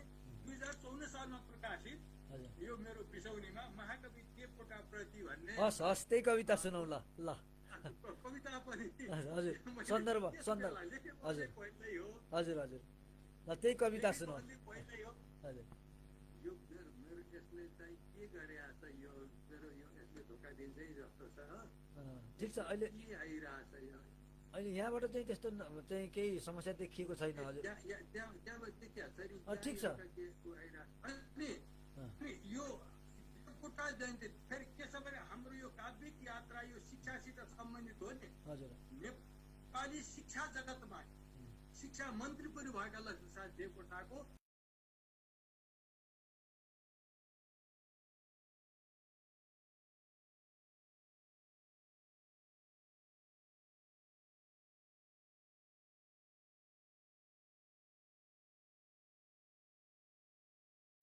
भएको हो र नेपाल प्रज्ञा प्रतिष्ठानको स्थापना पनि उहाँको चाहिँ एउटा भनौँ न यो परिकल्पनाकार अब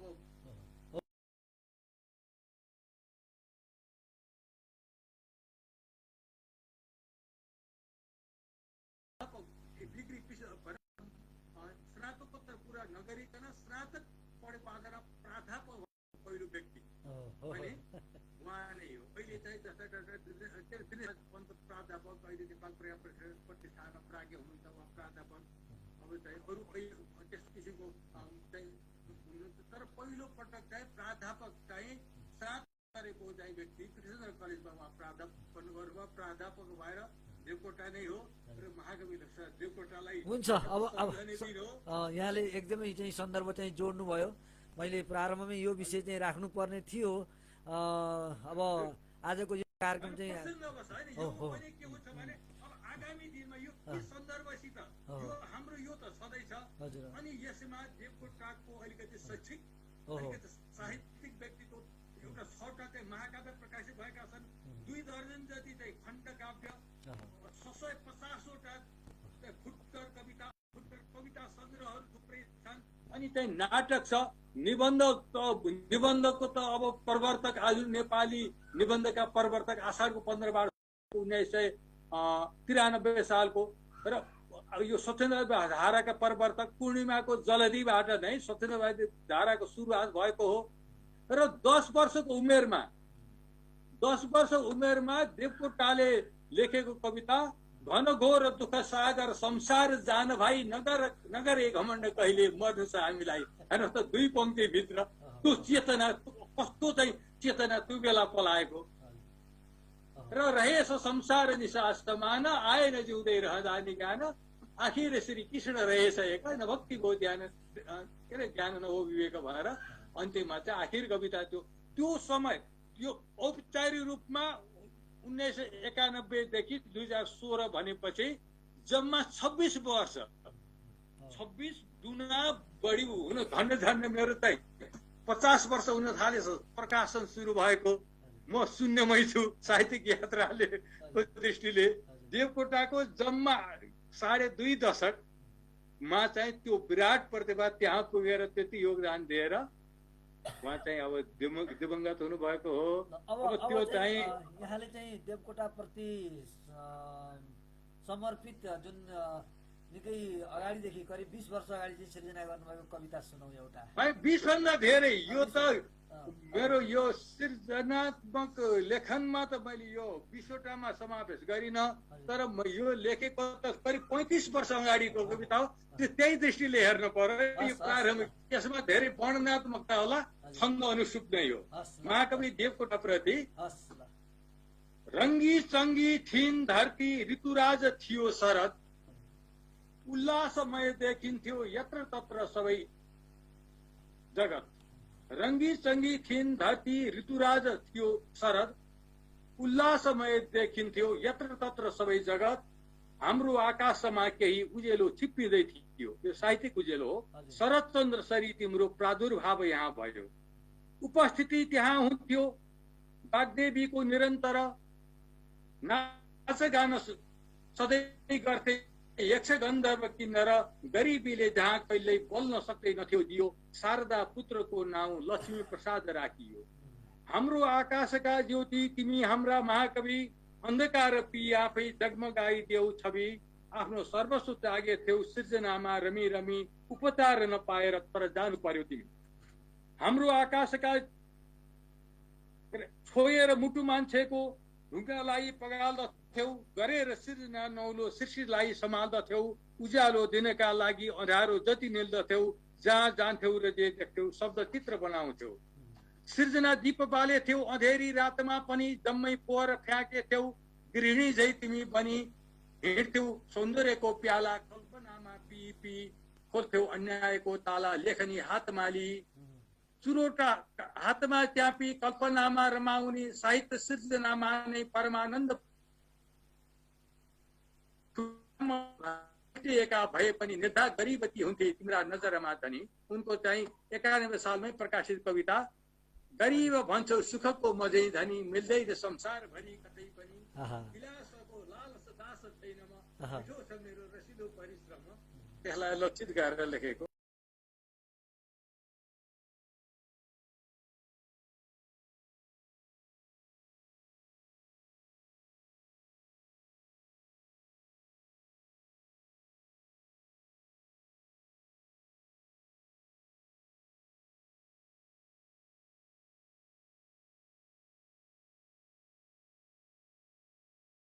तिम्रा शिष्यहरू आज त्यस्तै नियति भोग्दछन्, वाग्देवीका सबै पुत्र शोकतप्तग्रस्त छन्। म गर्छु सम्झना तिम्रो प्रत्येक क्षणमा जति, श्रद्धा उम्लिएर निस्कन्छ भित्रैबाट तिमी प्रति, तिमीलाई दिने वस्तु नपाएर कतै पनि, शब्द पुष्प गरे जम्मा तिमीलाई दिउँ भने। यही कविताबाट महाकवि लक्ष्मीप्रसाद देवकोटा प्रति शब्द सुमन श्रद्धा सुमन अर्पण गर्छु।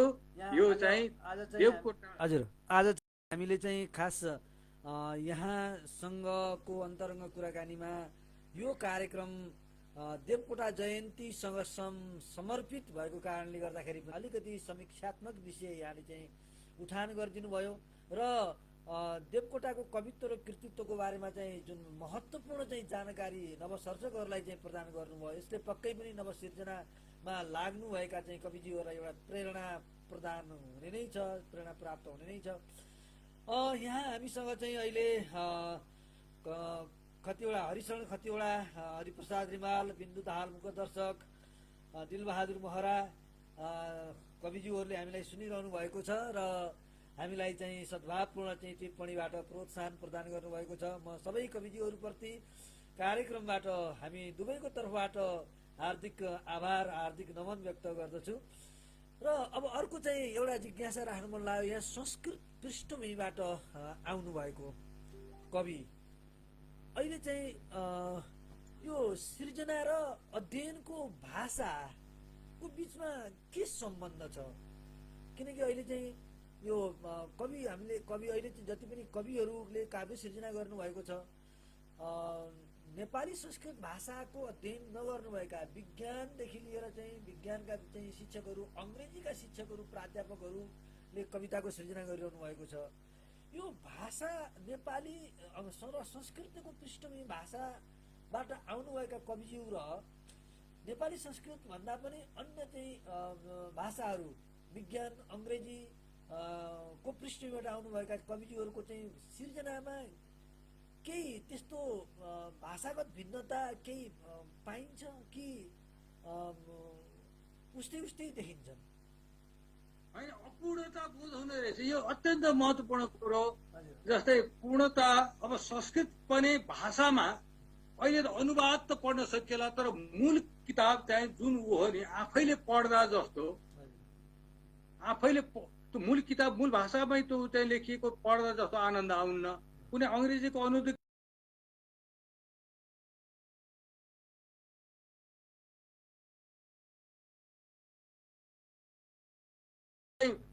कतिपय कुरा त शब्दमा अनुवादै गर्न नसकिने कुरो हुन्छ के भाषामा नटाउने कति कुरा छन् छातीका पिँधामा भएको छ नि कुनै शब्द असाड भन्ने उसलाई त्यो न्यास्रो लिएर सिक्ने वहन गर्दैन कतिपय कुराहरू यतातिरका भाषिकाहरूमा पनि त्यो नेवारी भाषाको त बिनाबी बिनाबी भने त्यो भन्छ नि त्यस्ता कतिपय शब्द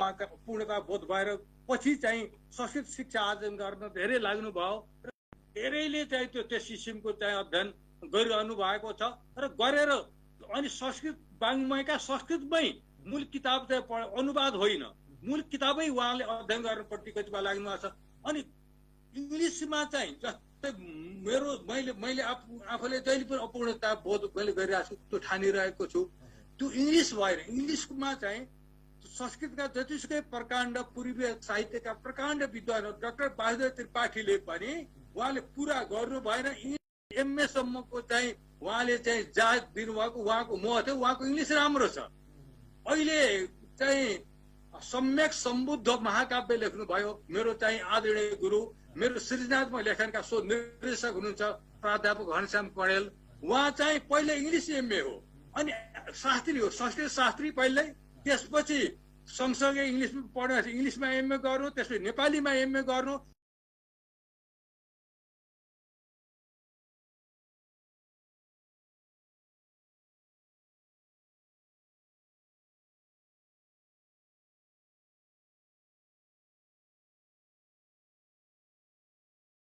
धृतराष्ट्र खण्डकाव्यको उहाँले मथन पुरस्कार पाउनुभयो छन्दमै लेखिएको छ र अहिले चाहिँ अर्को फेरि सम्यक सम्बुद्ध भन्ने अहिले हालचालै त्यो चाहिँ लोकार्पण भयो त्यसको चाहिँ प्राध्यापक डाक्टर माधव पोखरेलले चाहिँ पूर्वीय र पाश्चात्य दुवै दृष्टिले उहाँको चाहिँ फेरि के छ भने इङ्ग्लिस पनि अत्यन्त राम्रो छ प्राध्यापक डाक्टर माधव पोखरेल चाहिँ ले पनि हामीलाई पठाउनु भयो मलाई अब उहाँको संस्कृत पनि राम्रो छ कस्तो छ भने उहाँलाई चाहिँ अब मैले उहाँलाई पूर्ण देख्छु पाश्चात्य साहित्यको राम्रो अध्ययन छ अनि पूर्वीय साहित्यको पनि पूर्वीय समग्र वाङ्मयकै व्यापक अध्ययन एकदमै ठुलो अध्ययता त्यस्तै अब चाहिँ सृजना नगरे पनि जस्तै प्राध्यापक डाक्टर चुहावणी बन्धु अहिले उहाँको गैँडाकोटतिरै बसोबास छ क्यारे यहाँहरूसित भेट हुन्छ हुन्न उहाँको भाषामा उहाँलाई त्यो अभावै छैन जस्तै घनश्याम सर प्राध्यापक डाक्टर माधव पोखरेल त्यस्ता चाहिँ डाक्टर प्राध्यापक डाक्टर चाहिँ जयराज आचार्य उहाँहरू चाहिँ के कतिपय यस्ता विद्वानहरू हुन्छ अहिले पनि उहाँ दुवै उसमा जस्तै त्यो चाहिँ बालकृष्ण पोखरेल पनि त्यस्तै प्रखर इङ्ग्लिस पनि राम्रो भएको उहाँ हुनुहुन्थ्यो अब उहाँ दिवंगत भइसक्नु भयो उहाँहरूलाई मैले पूर्ण जस्तो देख्छु कि जताततैको मूल किताब पनि पढ्न सक्नु छ अध्ययन छ लेखन छ त्यो उहाँले त्यो सम्यक सम्बुद्धको चाहिँ त्यो यसरी समीक्षा गरिदिनु भूमिका लेखिदिनु भएको रहेछ त्यो चाहिँ अध्ययन जरुरी हुन्छ पूर्वीय पाश्चात्य पढ पूर्व र पश्चिम उत्तरका अनि दक्षिणका कविता भएर त्यो बेला पहिले नै भनिएको छ नि त्यो कविता त त्यहाँ पूर्व पश्चिम जताततैका कविका कविता पढेर त्यो प्रवृत्ति बुझेर नयाँ नयाँ प्रवृत्तिलाई पनि भित्रनु पर्ने हुन्छ अब त्यही शीर्षकमा मात्रै अब हिमाल भनेर हिमालको मात्रै चाहिँ गरेर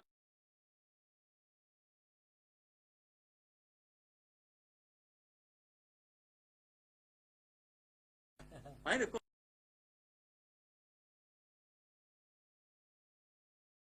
अनि मैले चाहिँ कविताकै सम्बन्धी कविताहरू पनि धेरै लेखेँ यो कविता लेखेर के हुन्छ सुरुमा कविता लेख्न खोज्दा कविता आएन अब कुनै चाहिँ कविता जुरेन भने मैले कवितासित मैले पर्सेन्ट बस मैले कविता सुनाउने भए यो कविता काव्य कार्यक्रम हो मेरो कति भने करिब 40 वर्ष अगाडिको मेरो कवितासित भन्ने कविता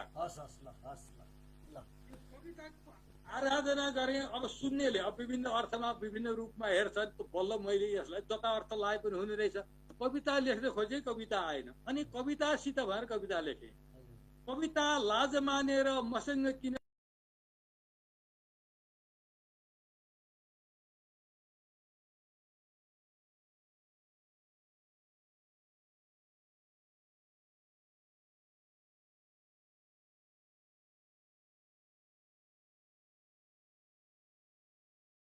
छोटो छ जिन्दगी यो बुझिहाल्यौ दुवै जब बिरहीहरूका आँसु पुस्दै जाऊ कतै तिमी कतै छन् सुखमा मान्छे रम्दै जाऊ त्यता पनि सुख दुःख र आश्चर्य त्रिवेणी बन्नुपर्छ रे प्यासीको प्यास मेटेर उमङ्ग भर्नुपर्छ रे त्यसैले साथमा तिम्रो प्रिय रम्न मलाई देऊ गगरेटी बालुवाभित्र धान बाललाई झुलाइदेऊ। यो कवितासित भएर आराधना गरेर कविता लेखे। यो कवितालाई त विभिन्न रूपमा कवितालाई त एउटा मैले त कवितालाई मानवीकरण गरे तर मानवीय पात्र नै हो भनेर पनि अर्थाउन मिल्ने रहेछ। अब यसरी यो पनि कविताको शक्ति हो। मैले सोच्दा वास्तवमा कवितासित नै कविता लेख्दा आएन। ल कविता स्वाभाविक रूपमा चाहिँ स्त्रीत्व नाम चाहिँ कविता स्त्रीत्व प्रदान गरेर मैले लेखेँ तर त्यसलाई त्यता पनि अर्थाउन मिल्ने रहेछ। त्यति व्यापक मैले सोचेको थिइनँ। त्यसपछि मेरो एउटा अलिकति विवादित पनि अब यो हजुर अर्को कविता सुनेको हस् हस् ल यात्राको अब हाम्रो करिब करिब 1 घण्टा हुन थालेको छ। ठिक छ समय छ हजुर। अनि मैले यो मेरो कविता संग्रहमा सङ्कलित छ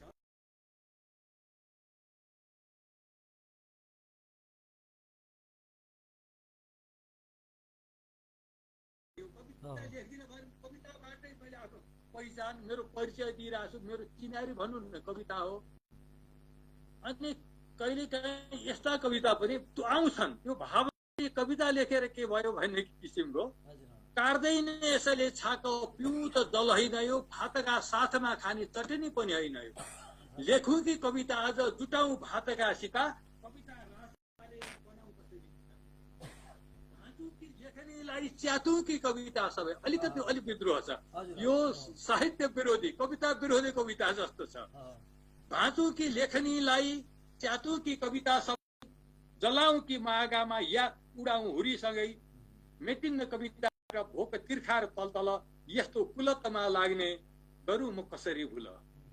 सम्मानित जहाँ हुन्छन् पाखण्डी धूर्त तस्कर सम्मानित जहाँ हुन्छन् पाखण्डी धूर्त तस्कर अलङ्कार थुपारेर डुक्रन्छन् ती निरन्तर। अहिले अलङ्कार वितरण भयो नि अहिले मान पदवी अलङ्कारहरू र त्यस कतिपयले अस्वीकार पनि गरे। अलङ्कारहरू पनि अहिले सर्जकले कतिले अलङ्कार पाउँछ शिक्षा क्षेत्रमा लागेको अहिले कुरा पनि आएको थियो। निजामती जङ्गी प्रहरी मात्रैको नाम अहिले हामी पद पावर पैसाको सित प्रतिस्थापन गाँसिएको छ। राज्यले पनि तिनीहरूलाई सम्मान गर्छ के अलङ्कार थुपारेर डुक्रन्छन् ती निरन्तर। महत्व किन हुन्थ्यो र निरीह कविको त्यहाँ छिछि दुःख बन्दैछन् सृष्टिकर्ताहरू यहाँ भन्छन् सुर हराएको कस्तो मान्छे रहेछ। यो कवि भनेपछि प्राय अलिक राम्रो लागेको अहिले तपाईँ जुन वेशभूषामा हुनुहुन्छ नि यो कविको वेशभूषा भएन। यो कति अहिलेको कविको भएको यस्तो हुनुपर्छ वास्तवमा फेरि कविको पनि कमजोरी हो। अनि यसो टोलाउनु त स्वाभाविक रूपमा यो कविता कल्पना गरिरहेको हुन्छ के सोचिरहेको हुन्छ।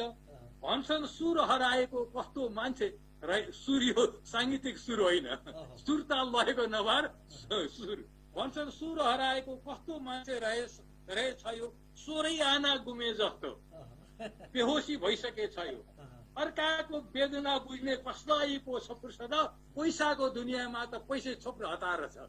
मैले जुन भने नि साहित्यकारलाई हेर्ने दृष्टिकोण के आगो बलिरहेकै छ मनभित्र र बाहिर पीरका बुध वर्षन्छन् आँखाबाट निरन्तर। यस्तो हालतमा आज कविता कसरी रचौँ बोलेर भावको द्वारा सृजनामा काम बस्यो। एउटा इँच थपौँ भन्ने मेरो इच्छा मरिसक्यो चाहनाको मुना मेरो गर्भमा नै झरिसक्यो।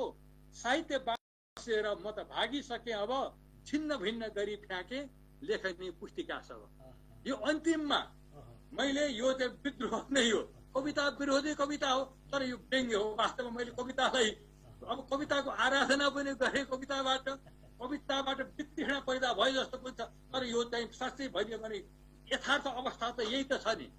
अहिले कविज्यूहरूको राज्यले कवि काव्य क्षेत्रलाई हेर्ने दृष्टिकोण र त्यो हेर्ने हो भने अहिले त्यस्तै देखिन्छ। एउटा कविमा चाहिँ कवित्वको चाहिँ भावनामा चाहिँ पुर्याउने चाहिँ जुन प्रेरणा भन्दा पनि ठेस पुर्याउने चाहिँ जुन समग्र चाहिँ तरिकाले ठेस पुर्याउने जुन चाहिँ कार्यहरू भइरहेका छन् प्रेरणा प्रदान गर्नुपर्ने ठाउँमा चाहिँ ठेस पुर्याउने चाहिँ जुन प्रकारका कार्यहरू भएका छन् यो कार्यप्रति सचेत बनाउने चाहिँ एउटा सचेतना सन्देश हो भन्ने बुझेँ मैले चाहिँ। यहाँ व्यङ्ग्य भन्दा पनि सचेतना सन्देश हो यो। यहाँले चाहिँ यो विषयलाई उठाएर चाहिँ कविहरूको चाहिँ पीडा, कविहरूको चाहिँ मर्मलाई चाहिँ उजागर गर्नुभएको छ। भाव जसले बुझुन्, जसले बुझुन् भाव यही हो, मैले त्यो बुझेँ। अब अर्को एउटा चाहिँ कुरा, यो मैले विकर्षण पैदा गर्न खोजेको होइन। पढेको भए हुन्थ्यो, कसैको उसमा दृष्टिकोण यस्तो हुन सक्छ। सुरुमै जुन प्रश्न आएको थियो नि, नपढेको भए हुन्थ्यो बिग्रिएछ, त्यो साहित्यतिर लागेर अझ साह्रै सडे छ त्यो चाहिँ होइन। सम्बन्धित निकाय त्यो नजोड्यो धन सम्पत्ति नबनायो कतै हेर, त्यस्तो निरीह मान्छेको कतै सम्मान हुन्छ र? हेर्नुहोस् त, नपढेको भयो त पढेर बिग्रिएछ। अब त्यसलाई प्रथम पुरुष तृतीय पुरुष भयो, नपढेको भए हुन्थ्यो पढेर बिग्रिएछु म, साहित्यतिर लागेर अझ साह्रै सडेछु म। वास्तवमा यो सचेतना सन्देश हो यो, यहाँले राख्नुभयो। अब नपाए धन सम्पत्ति नबनाए कतै घर, यस्तो निरीह मान्छेको कतै सम्मान हुन्छ र? अब यो वास्तवमा, तर यो हामीले यसरी पलायन हुने त होइन, तर दृष्टिकोण हाम्रो समाजको दृष्टिकोण, पैसा कसरी कमाओ, कतिको चाहिँ भट्टाचार्य अनैतिक किसिमले कमाओ त्यो हेर्दैनन्। जसरी भए पनि पैसा कमाएको त्यो सम्मानित, अनि उसले चाहिँ लगानी गरिन्छ, ठुल्ठुला शिक्षण संस्था प्राइभेट उसले खोल्छ, मेडिकल कलेज खोल्छ, उसैले कजाउँछ, उही मालिक हुन्छ, पढ्नु परेर पैसा भएपछि अहिले यो अवस्था छ के। त्यसकारण यो वितृष्णा पैदा भएको चाहिँ त्यही हो। हजुर, मैले चाहिँ राख्न खोजेको धेरै जिज्ञासाहरू यहाँले स्वतस्फूर्त रूपमा चाहिँ ती जिज्ञासा समाधान गरिसक्नु भएको छ। तैपनि मसँग थप केही जिज्ञासाहरू छन्। जस्तै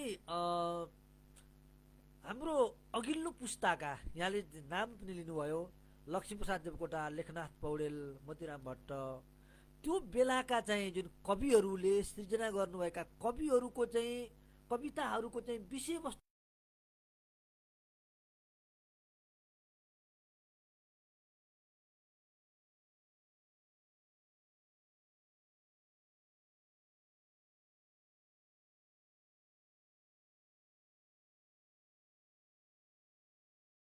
विश्लेषण गर्नुहुन्छ। विषयवस्तुको प्रवृत्तिको कुरा गरेँ मैले। वास्तवमा अब यो नेपाली कविताको समग्र कविता, अब जस्तै नेपाली कविता एउटा वीर धाराबाट, वीर वन्दना हुन त व्यक्ति स्तुति हो। यो चाहिँ सुआनन्द दासको पृथ्वीनारायण, त्यसबेला नेपालको एकीकरण पृथ्वीनारायण शाहको वन्दना गरेर लेखिएको, पृथ्वीनारायण शाहको विजय अभियान चलिरहेको थियो, त्यहाँबाट सुरु भयो। एउटा त्यसबेला पनि योगनाथ पोखरेलहरूले त वीर धाराका तत्कालीन त्यसबेलाको युगबोध त भएको छ नि।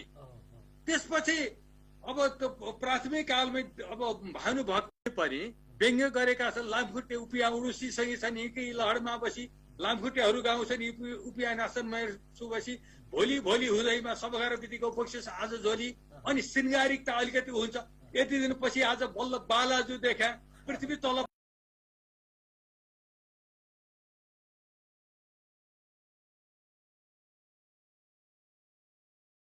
मैचेर इन्द्र कन स्वर्ग हिँ बसाउँ, त्यो श्रृङ्गारिकता अहिले पनि छ, त्यो बेला पनि उनले लेखे। त्यो अनि सपला अबलाहरू एक सुरु, हेर्नुहोस् त, अमरावती कान्तिपुरी भानुभक्त लेखेको अहिले पनि त्यो गाउँदा कति राम्रो छ। सपला अबलाहरू एक सुरमा गुणकेसरीको फुलली शेरमा हिँड्या सखिलिकन वरिपरि अमरावती कान्तिपुरी नगरी। अब उनी तनहुबाट काठमाडौँ गएर हेरिसकेपछि उतातिर बालाजु गएर हेरे, बालाजु भर्णन लेखे, चकित परे। उतातिर चाहिँ काठमाडौँको चहल पहल त्यो बेला पनि गाउँबाट त्यहाँ जाएर छुट्टै उनले बेग्लै अनुभूति उनले गरे नि, त्यसलाई विषयवस्तु बनाएर लेखे। आखिर छ नि युग त्यो बेला पनि। त्यो वास्तवमा तत्कालीन राणा शासकहरूको पुरै चाहिँ विरोध गरेर लेख्न सकेन, तै पनि भोलि भोलि हुँदैमा सब गरेर बितिको बक्सिस आज झोली भएर त त्यो चाहिँ लेखे। अब मोतीराम भट्टले वास्तवमा माध्यमिक कालमा अब गजल सजल भित्राए, अंग्रेजी पनि पढेको, नेपाली पहिलो कवि चाहिँ मोतीराम भट्ट हुन्। एउटा नयाँ प्रति उनको उसमा छ, अब राणा कालमा तत्कालीन राणा शासक विरोध गरेर गर्ने अवस्था पनि थिएन। फेरि उनी चाहिँ 2023 सालमा उनको जन्म भयो, 53 वर्षमा निधन भयो। उनले छोटो समयमा 30 वर्षमा जे गरे त्यो बेला चाहिँ यो के छ भने राणा शासन थियो, उनीहरू चाहिँ पुरै श्रृङ्गारिकता अब भोग विलासमा चुरुलमा डुबेका थिए र त्यस किसिमकै अब गजलहरू अब गीत कविताहरू लेखिए। पिक दूत अब रुई फुइकी दुई छिर्नु चाहिन्छ जाडामा, अनि समस्या पूर्तिमा पनि प्यारी उठाउ कि अब त होइन कुखुरा कराए जस्ता लेखिए। त्यो त्यस बेलाको चाहिँ हो। त्यसपछि यस्तो लेखेर हुन्न, त्यहाँ त बेसरी सुक्ति सिन्धु, त्यो चाहिँ माध्यमिक कालको सुक्ति सिन्धु विवाद एकदम चर्चित हो। यो पतनोन्मुख साहित्य योजना खनालले भने, रामायण शर्माले फेरि त्यसको चाहिँ पक्षमा बोले, त्यसमा चर्को बहस भयो र त्यो चाहिँ अन्तिम ऊ चाहिँ कृति नै त्यो सुक्ति सिन्धु हो, त्यो माध्यमिक कालको। त्यसपछि अब आधुनिक काल सुरु भयो, परिष्कारवादी धाराबाट अब पिञ्जराको सुगा। हुन त त्यो बेला चाहिँ त्यसरी अर्थ्याएको भए पिञ्जराको सुगालाई, पिञ्जरा भनेको त्यो राणा शासन, सुगा भनेको नेपाली जनता भनेरै अर्थ्याएको भए त अब के सजाय हुन्थ्यो। बेला पनि स्वीकार भयो। अहिले त्यस्ता कविताहरू, अनि जाग अब जाग उन्नति विषय अब लाग होइन, कोइरालाका होइन, त्यस किसिमको कविता। अनि कविता सम्बन्धी कविता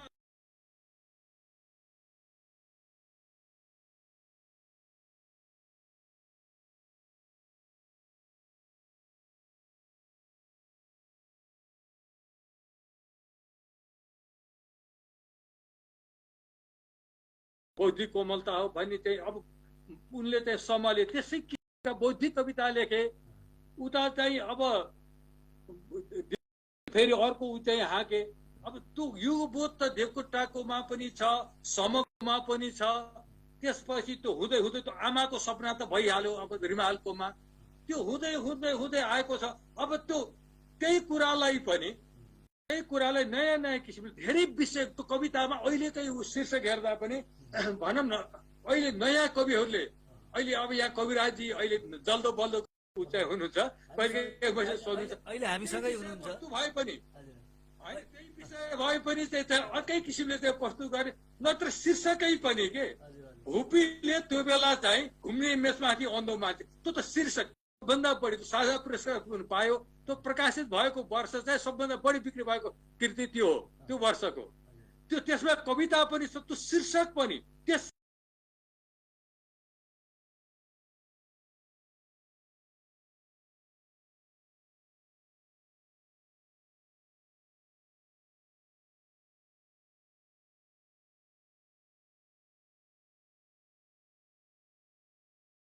गर्दा राम्रै हुन्छ। अब मैले पनि लेखेँ, कवितासित पनि लेखेँ, लेख्ने कविता अब भन्ने पनि लेखेँ। यही पनि मैले कहिलेकाहीँ अब श्रृङ्गारिक, मैले एउटा श्रृङ्गारिक कविता, एउटा श्रृङ्गारिक कविता चाहिँ सुनौ। हजुर, यो श्रृङ्गारिक मैले पल्टाउँदा ठ्याक्क सम्झना भन्ने कविता आएछ। हस् ल सम्झना भन्ने पनि म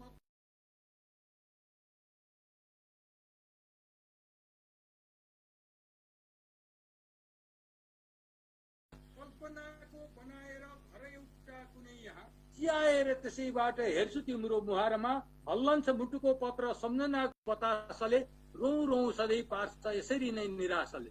असंख्य चाहनालाई परेको छ दबाउन, हुन यो श्रृङ्गारिकता मात्रै नभएर त्यो त अरू कुरामा पनि लागू हुन सक्छ नि सम्झना। असंख्य चाहनालाई परेको छ दबाउन, नपाएर तिमीलाई बेचैन हुन्छ यो मन। तिम्रो छाया मलाई नै पछ्याएर सताउँछ, बिर्सुम कसरी तिम्रो सम्झना जब आउँछ। पापी निष्ठुर आएन तिमीले नभनिदिए, कस्तो धैर्य लिई मेरो अवस्था यो बुझिदिए। नबुझेको कहाँ हो र तिम्रा ती चाहनाहरू, आदतको तगारोले छेकेको छ कसो गरौँ। पोखौँ त कसरी पोखौँ वेदनाहरूलाई म,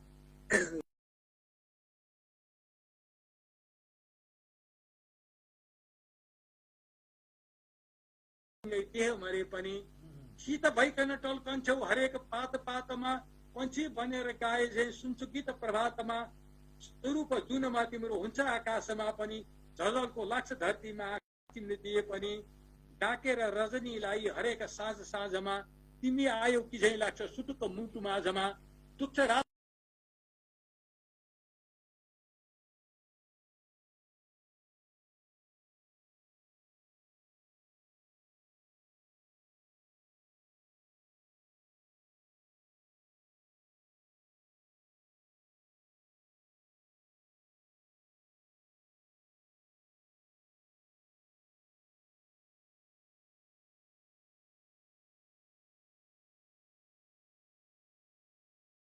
तिम्रै निम्ति रचेका यी कविता गुनगुनाउला।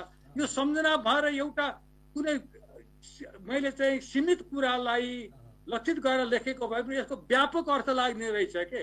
त्यो उसमा के हुँदो रहेछ भने अब त्यो कुनै कुनै कविता चाहिँ त्यो तिमी, यहाँ त अरू केही भनिया छैन, त्यो तिमीले मैले भन्दा पनि यसलाई अर्थ लगाइदिनेहरूले यो कविता त यो मेरो यो चाहिँ यो सृजनात्मक लेखनमा पनि मैले राखेरै छु। त्यसबेला मेरो चाहिँ बाह्य परीक्षाको रूपमा मैले बोलाउन खोजेको थिएँ 3 जनाको नाम दिन पर्नेमा गाईले अनौपचारिक रूपमा मसित सोध्नु भएको थियो। मैले माधव घिमिरेलाई बोलाउनु भनेको थिएँ।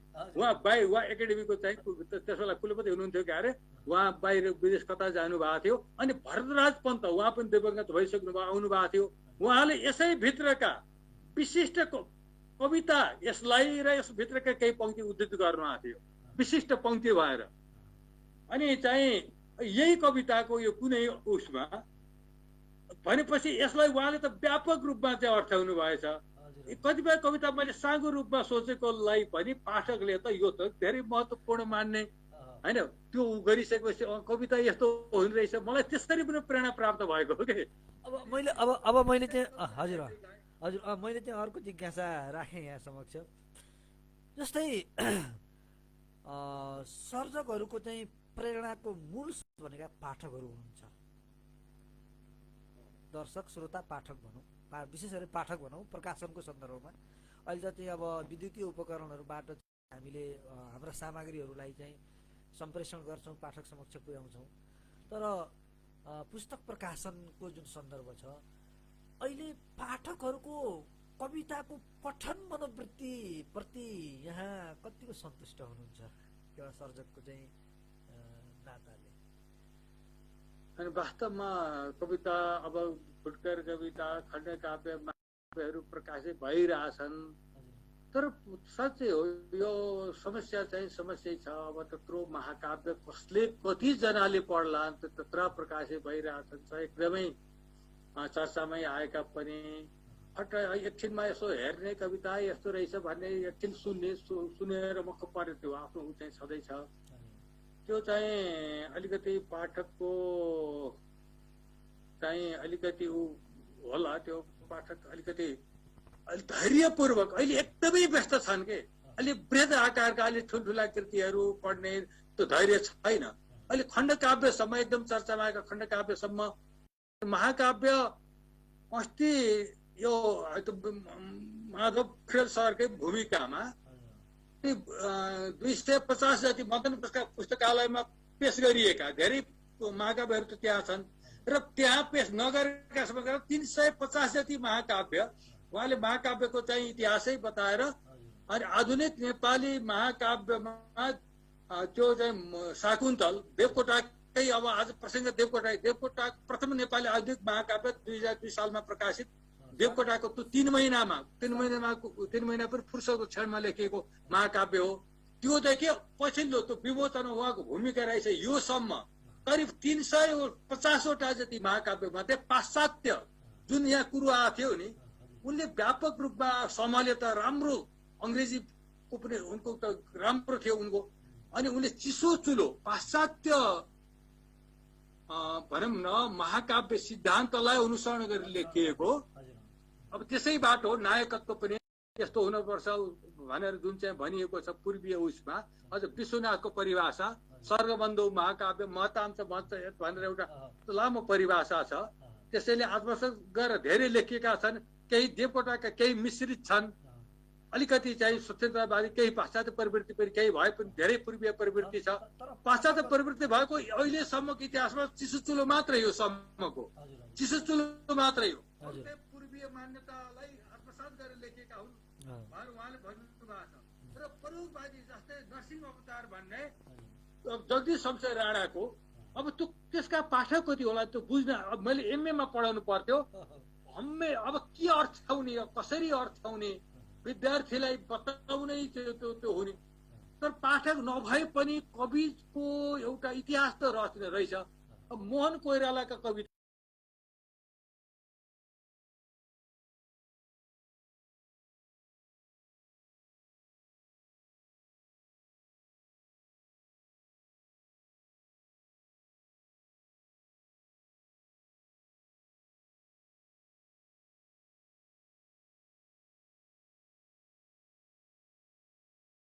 भन्न सक्छ। ल तपाईँले त्यो जुन गर्नुभएको थियो नि, यो त धेरै पद्यलाई गद्य, मैले गद्य पनि कविता लेखेको छु।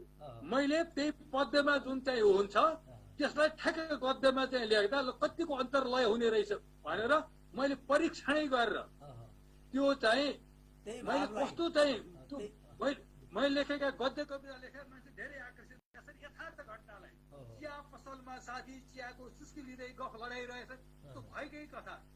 भर्खर नेपाल टेलिभिजन सुरु भएको अवस्थामा अचेल त नेपाल टेलिभिजनले पनि रोचक कार्यक्रम दिन थाल्यो अरे। हिजोको अन्तर्वार्तामा विजय कुमारले विभिन्न दलका नेताहरूलाई बोलाएर होइन ख्याति पार्यो अरे।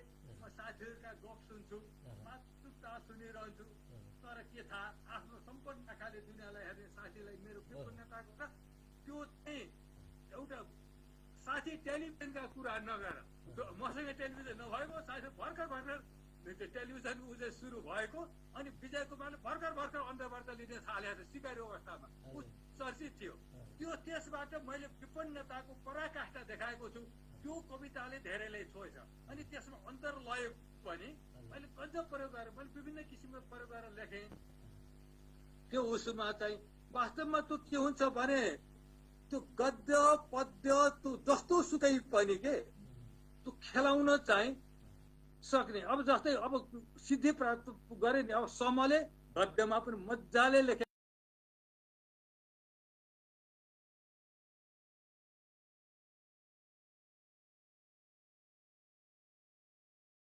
याजली मेरो रक्त सुकाउला मखरुला बेहो सबै छटपट्टि, त्यो बेला मुखमा बुटीहरू परू नेपालकै केवल, जेमा हिमशैलको समुद्र मिठो चिसो चुम्बन, यो नेपाल स्वतन्त्र भई फुलिरहोस्, राजा प्रजामा सधैँ झाङ्गी फैलिरहोस्, बढेर लहरा यही शान्ति ऐश्वर्यको। यो भन्दै यो सन्देश म ब्रह्म नालो प्रक्रिया पारी पठाउ उहाँ साक्षी शङ्कर छन् मसान पछिका के अरे साक्षी रहेका जहाँ भएर। अनि साझै यो नेपाल हेरी बरु अन्तिममा चाहिँ त्यो कविता त्यो धेरैलाई कण्ठ छ। इच्छा कविता समूहका चाहिँ धेरै कविताहरू धेरैले कण्ठ गरेका छन्। अब देवकोटाका यात्रीदेखि लिएर थुप्रै अब उद्देश्य के लिनु उडी छुनु चन्द्रको धेरैले होइन के हो ठुलो पसिना विवेक उद्देश्य के लिनु एकदमै जनजिब्रोमै झुन्डिएका कविताहरू। के हो अहो अमृत त्यो सूर्यदेव पान सच्चा कमाई गरी खानु भनेर जान, खोज्छन् सबै सुख भनी सुख त्यो कहाँ छ, आफू मिटाई अरूलाई दिनु जहाँ छ। यस्तो रहस्यमय जीवन बुझ्नलाई जानु कहाँ पढाउनु के गुरुको बनाई, ठुलो गुलाब बिच ज्ञान अनेक खुल्छन्, उद्यानमा बसेकै सब तत्व खुल्छन्। त्यस्तो त्यो गरेर अनि उद्देश्य के लिनु उडी छुनु चन्द्र के हो ठुलो जगतमा पसिना विवेक, उद्देश्य के लिनु उडी छुनु चन्द्र एक भएर टुङ्ग्या छन् धेरैले कण्ठ छ। तर त्यो अब गद्यमा लेखेको कविता हेर्नुहोस् त, हुन त युगबोध होला। अब त्यो उनले चाहिँ उनीलाई अर्थाउन पठाउँदा पनि मैले 200-300 वर्ष पछिका पाठकको लागि लेखिदिएको, अहिलेको लागि होइन भने उनलाई अर्थाउनु भन्दा पनि। तर चाहिँ त्यो समस्या त परो उनी सम्प्रेषित हुनुपर्छ भएर उनी चाहिँ पछि चाहिँ समसामयिक धारा उनी पनि सम्प्रेषित उनले पनि भनौँ सरल कविता लेख्न थाले, सरलतातिर गए दुरूहताबाट र चाहिँ समसामयिक धारा त्यसबाट सुरु भएको त्यो भनिन्छ। त्यस कारणले त्यो कविता पाठकको लागि, तर पाठक धेरै नपढे पनि कवि एउटा चाहिँ प्रयोगवादी धारा देवकोटा पछि यो 17 सालदेखि देवकोटाको 16 साल 17 सालदेखि अब भनौँ न समीक्षकहरूले पनि अब 29-30 सालसम्मलाई एउटा चाहिँ प्रयोगवादी धारा त्यसको नेतृत्वकर्ता मोहन कोइराला अरू पनि प्रयोगवादी कवि भएर चाहिँ दिए। तर मोहन कोइरालाको चाहिँ अब उच्च शिक्षामा पढाउनु पर्ने हुन्छ, तर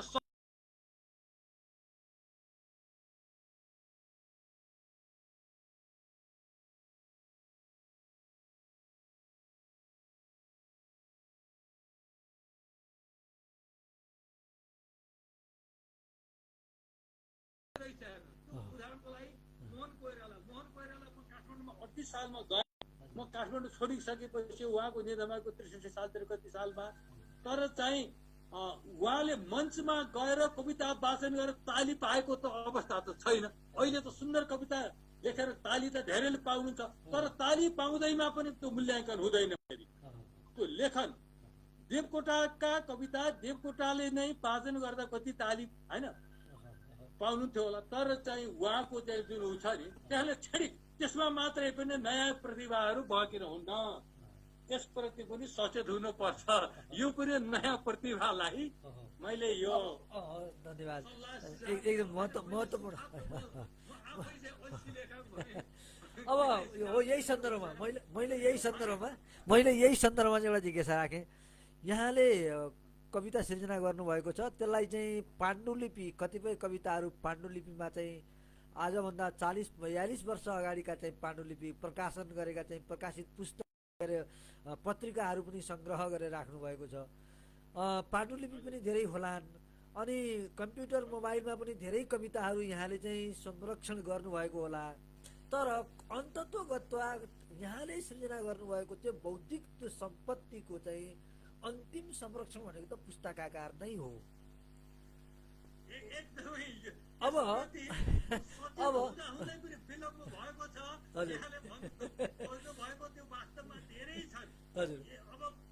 कतिपय अवस्थामा मैले आफैले लेखेका खण्डकाव्यहरू नै बिर्सन्छु, कविता त परै जाओस्। अब त्यो चाहिँ त्यो मैले जेसुकै अवस्थामा भए पनि, अनि एउटा यथार्थ कुरो के हुन्छ भने अब त समालोचकीय दृष्टिले पनि हेर्दा चाहिँ आफूले लेखेको त्यो लेख्दा राम्रो लाग्यो, पछि यसो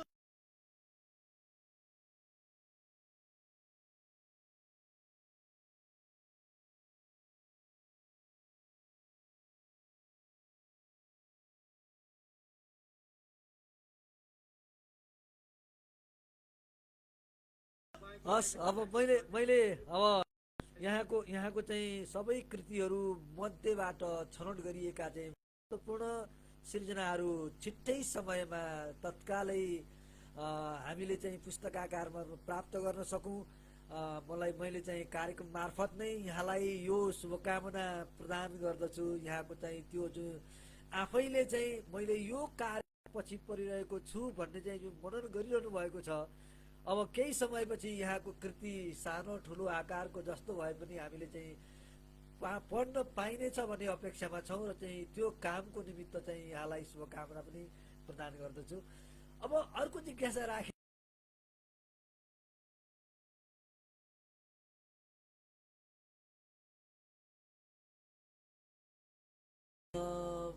यो साहित्य क्षेत्रमा अहिले साहित्य क्षेत्रमा चाहिँ विभिन्न सङ्घ संस्थाहरू चाहिँ स्थापित छन्।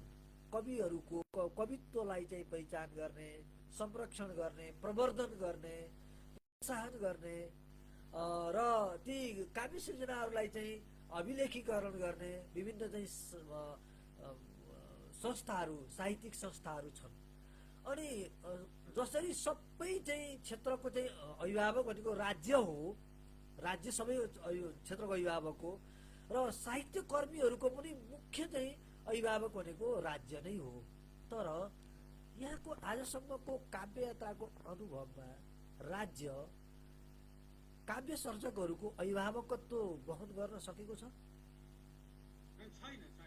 यथार्थमा अब राज्यले अब त्यो अब केन्द्रकै उसमा हेर्दा अब नेपाल प्रज्ञा प्रतिष्ठान छ, अब प्रतिष्ठानले अब कति नै गर्न सकेको छ र त्यहाँको चाहिँ अब उही जागिरे त्यहाँ प्राज्ञहरू एउटा जागिर खाएर बस्ने मात्रै भएको छ। कहिले काहीँ एउटा केही देखाउन विभिन्न चाहिँ विभागले हामीले यो गरेका छौँ, यो विभागले हाम्रो यो गरेर भएर 4-5 वर्ष कार्यकालमा यो गरे भएर त्यो प्रतिवेदन पेश गरे त्यो गर्ने मात्रै त्यो भइरहेछ। र त्यहाँ पनि अब कसरी कुन आधारमा प्रवेश हुन्छ प्राज्ञहरूको त्यो चाहिँ कसैले जगजाहेरै छ त भनिराख्नु परेन।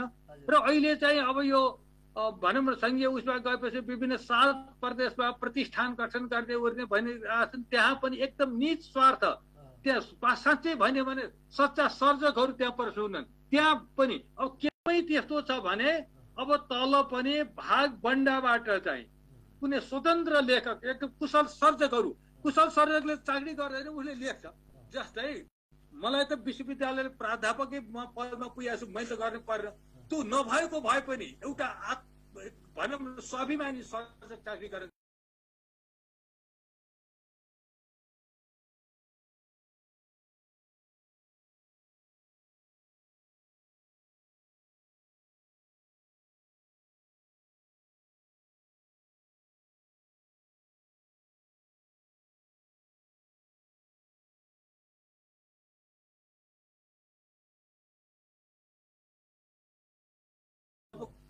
कतिपय ठाउँमा त मैले अस्ति चाहिँ उसमा राम्रो तुलसीपुरमा त्यहाँ अब लोक साहित्यको पनि अब त्यहाँ चाहिँ गोविन्द आचार्य चाहिँ राम्रो चाहिँ छन्दको छन्दमा राप्ती भन्ने पनि उहाँले सम्पादन गर्नुहुन्थ्यो। 76 लाखको के प्रोजेक्ट चाहिँ त्यो 76 लाख छुट्या रहेछ चाहिँ त्यहाँको नगरपालिकाले, उपमहानगरपालिका मात्र, यहाँ उपमहानगरपालिकालाई त अझै धेरै विशेषाधिकार दिएको छ। महानगरपालिकालाई उपमहानगरपालिकालाई त्यो तपाईँहरूको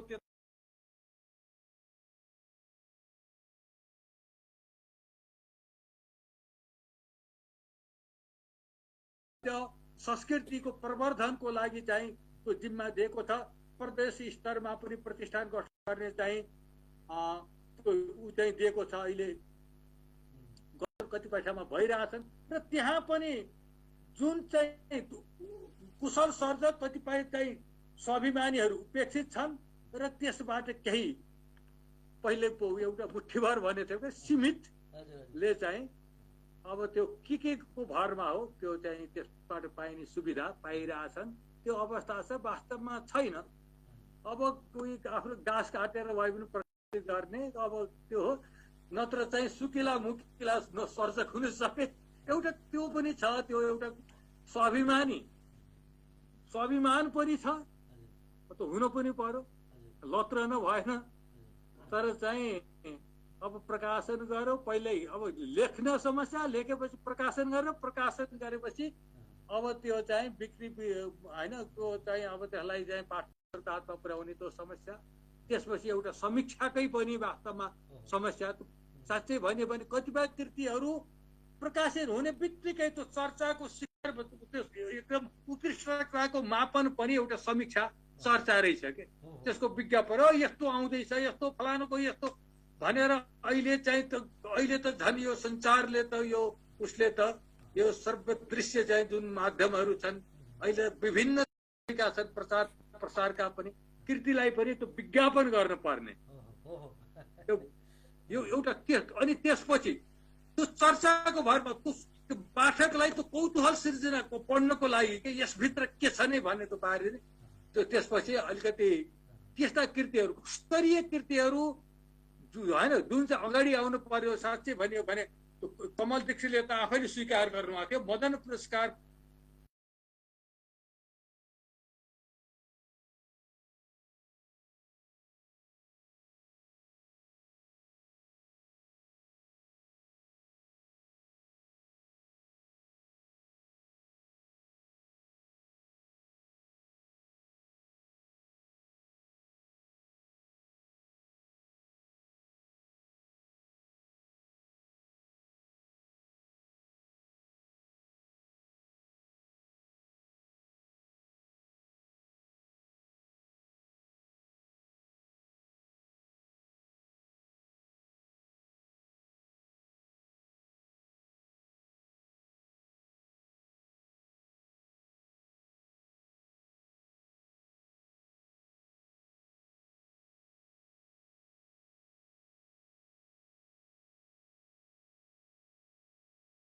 त्यहाँको सचिव सचिवहरूले चाहिँ त्यहाँका प्राज्ञहरूलाई गर्ने कुरो हुन। अब उहाँहरूले यो तपाईँहरूलाई यो गरेर के फाइदा हुन्छ भन्ने त्यस्तो किसिमका प्रश्नहरू पनि उहाँहरूले गर्नुहुन्छ कि यो गरेर के फाइदा, यो उत्पादनमूलक तत्काल त हुनेको त भएन, यो गरेर के फाइदा। त्यस्ता किसिमको चाहिँ कहिले सबै चाहिँ कर्मचारीहरू त्यस्तो हुने कुरो त हुन्न। कतिपय एकदमै साहित्यप्रति रुचि भएको त्यतातिरबाट फेरि सेवानिवृत्त जीवन चाहिँ साहित्यिक सेवामै समर्पण गरेका त्यस्ता सर्जक पनि कतिपय हुनुहुन्छ।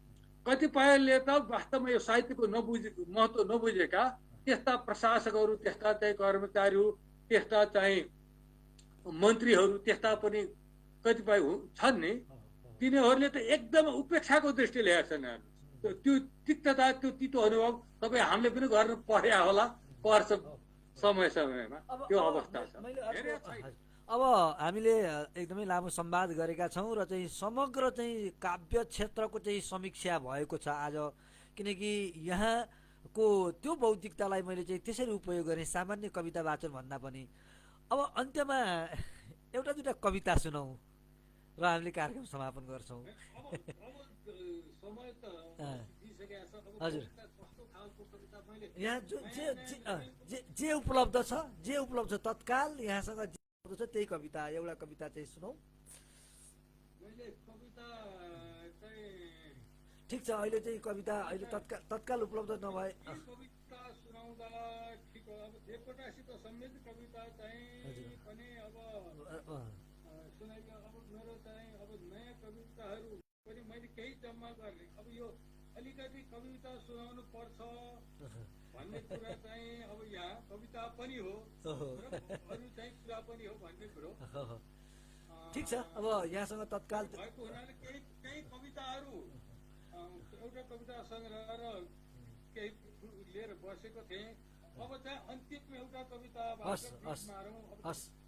अब यसमा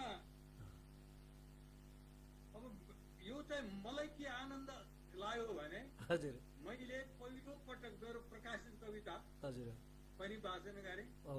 हजुर मैले पछिल्लो चरणको मैले पछिल्लो चरणमा प्रकाशित भएको धेरै वर्ष अगाडि यो लेखिने कविता अब पछि कति कविता लेखियो त्यो चाहिँ त्यो छँदैछ। त्यसपछि मेरो लामो 33 साल लेखेको कविता यात्राको सरसर्ती र मेरो शैक्षिक यात्राको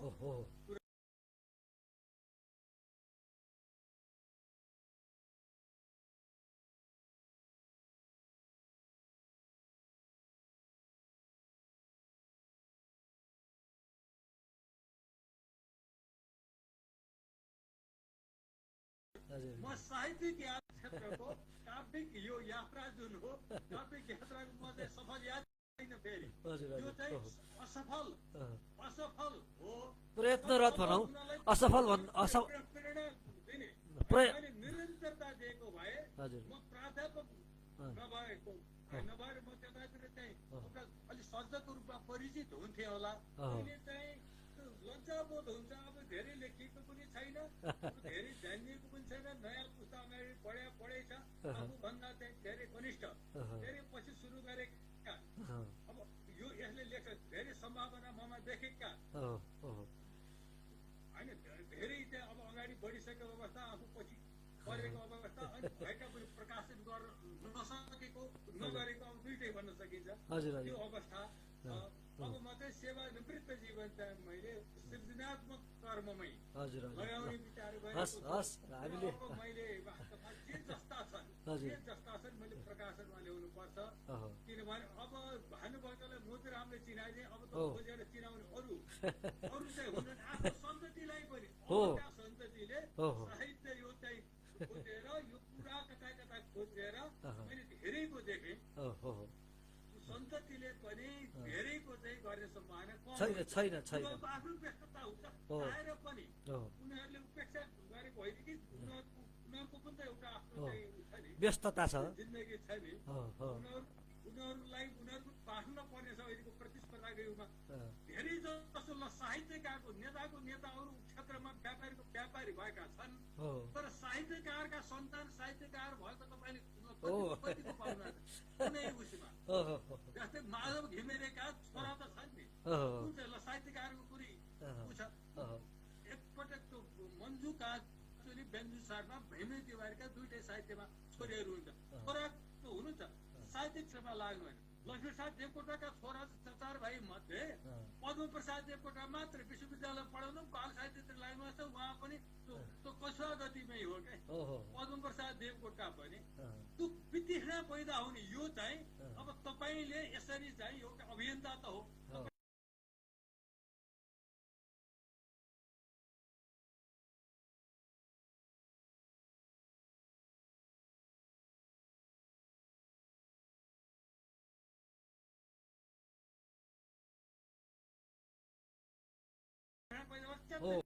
देखिरहेको यता यो उत्पादनमूलक ऊ चाहिँ भएन, यतातिर आकर्षण भइरहेको ऊ चाहिँ छैन।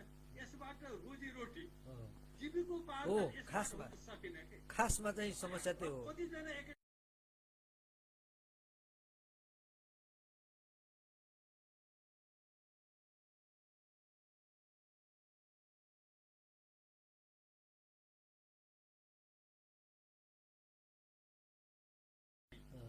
कतै ऊ छ नि यस्तो चाहिँ अलिकति चारो छर्किदिएर पकाउने कतिजनाले अनि त्यसबाट जीविका त चल्दैन। त्यहाँ गएका पनि अरूबाट काम सकेर निवृत्त भइरहेका छन्। त्यहाँबाट मात्रै त्यो 4 वर्ष अवधि त्यहाँ खाएर बाँच्ने अवस्था छैन। लेखेर साहित्यिक कृति लेखेर बाँच्ने कतिजना होला नेपालमा? फेरि बिक्री हुनु त्यो पर्यो नि। लेखन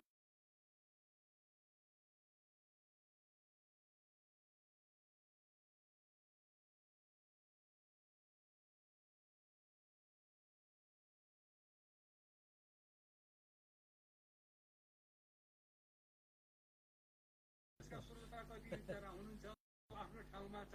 यो एउटा अन्तर्क्रियात्मक कार्यक्रममा हामी दुईटाको संवाद भयो भने यो मैले यो बुझ्न पाएँ।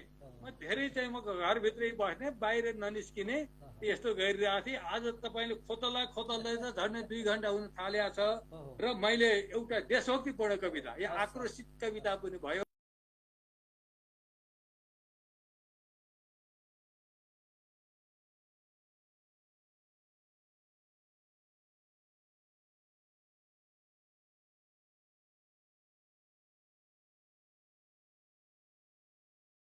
भाषा भाषीहरूबाट यो राष्ट्र हुन्छ अलङ्कृत। वीर योद्धा यहीँबाट गर्छन् शौर्य प्रदर्शन। बुद्धले विश्वकै निम्ति गर्छन् मार्ग प्रदर्शन। टोपी सगरमाथाको धोती बन्छ मधेसको। महाभारत नै लामो पटुकी हुन्छ देशको। गर्छन् कवचको काम अग्ला अग्ला पहाडले। डग्दैन राष्ट्र मेरो कसैको डर त्रासले। आज निर्माणको बेला सबैलाई हतार छ। किसानहरूका लागि यहाँ 15 सार छ। असम्भव कुनै छैन देशवासी जुटेपछि। नर नारी दुवै हात एकै साथ उठेपछि। राष्ट्र हाँसी रहोस् मेरो आफै कष्ट सहु बरु। राष्ट्र बाँची रहोस् मेरो म आफै नरहँ बरु। म एउटा राष्ट्रको अंश, म एउटा राष्ट्रको कण। गरिदिन्छु स्वयंलाई राष्ट्रमानी समर्पण। ल धन्यवाद। ल यो आजको यो अब अन्तिम वाचन यही भयो। अब यहाँले हाम्रो निमन्त्रणलाई स्वीकार गरेर युट्युब च्यानल शैक्षिक दर्पणको चाहिँ यो काव्यिक यात्रामा हामीलाई यहाँको बहुमूल्य समय उपलब्ध गराउनु भयो। यहाँका चाहिँ आजसम्मका चाहिँ काव्य अनुभूतिहरू प्रस्तुत गरिदिनु भयो आम श्रोता पाठकहरूको निमित्त र हाम्रो यो कार्यक्रममा आइदिनु भयो। अन्त्यमा एकदम संक्षिप्तमा यहाँका पाठकहरू, यहाँका श्रोताहरू र आम नेपाली साहित्यमा कलम चलाउनको लागि चाहिँ तयारी अवस्थामा रहनु भएको, कापी र कलम नडोबिसक्नु भएको ती सम्भावित कविहरू, त्यसरी भर्खरै काव्य क्षेत्रमा लाग्नुभएका कविहरू र पाठक श्रोताहरूलाई अन्तिममा अति संक्षिप्तमा यहाँको चाहिँ सम्पूर्ण कविहरूको प्रतिनिधित्व गर्दै के सन्देश दिन चाहनुहुन्छ? अब यो नवसर्जकहरूलाई अब खास गरी अब धेरै अगाडि बढिसकेका छ। वास्तवमा नेपाली साहित्यको चाहिँ भविष्य त राम्रो छ, वर्तमान भविष्य धेरै हरेक विधा फस्टाइ रहेको छ। धेरैले कलम चलाउनु छ र वास्तवमा लेखन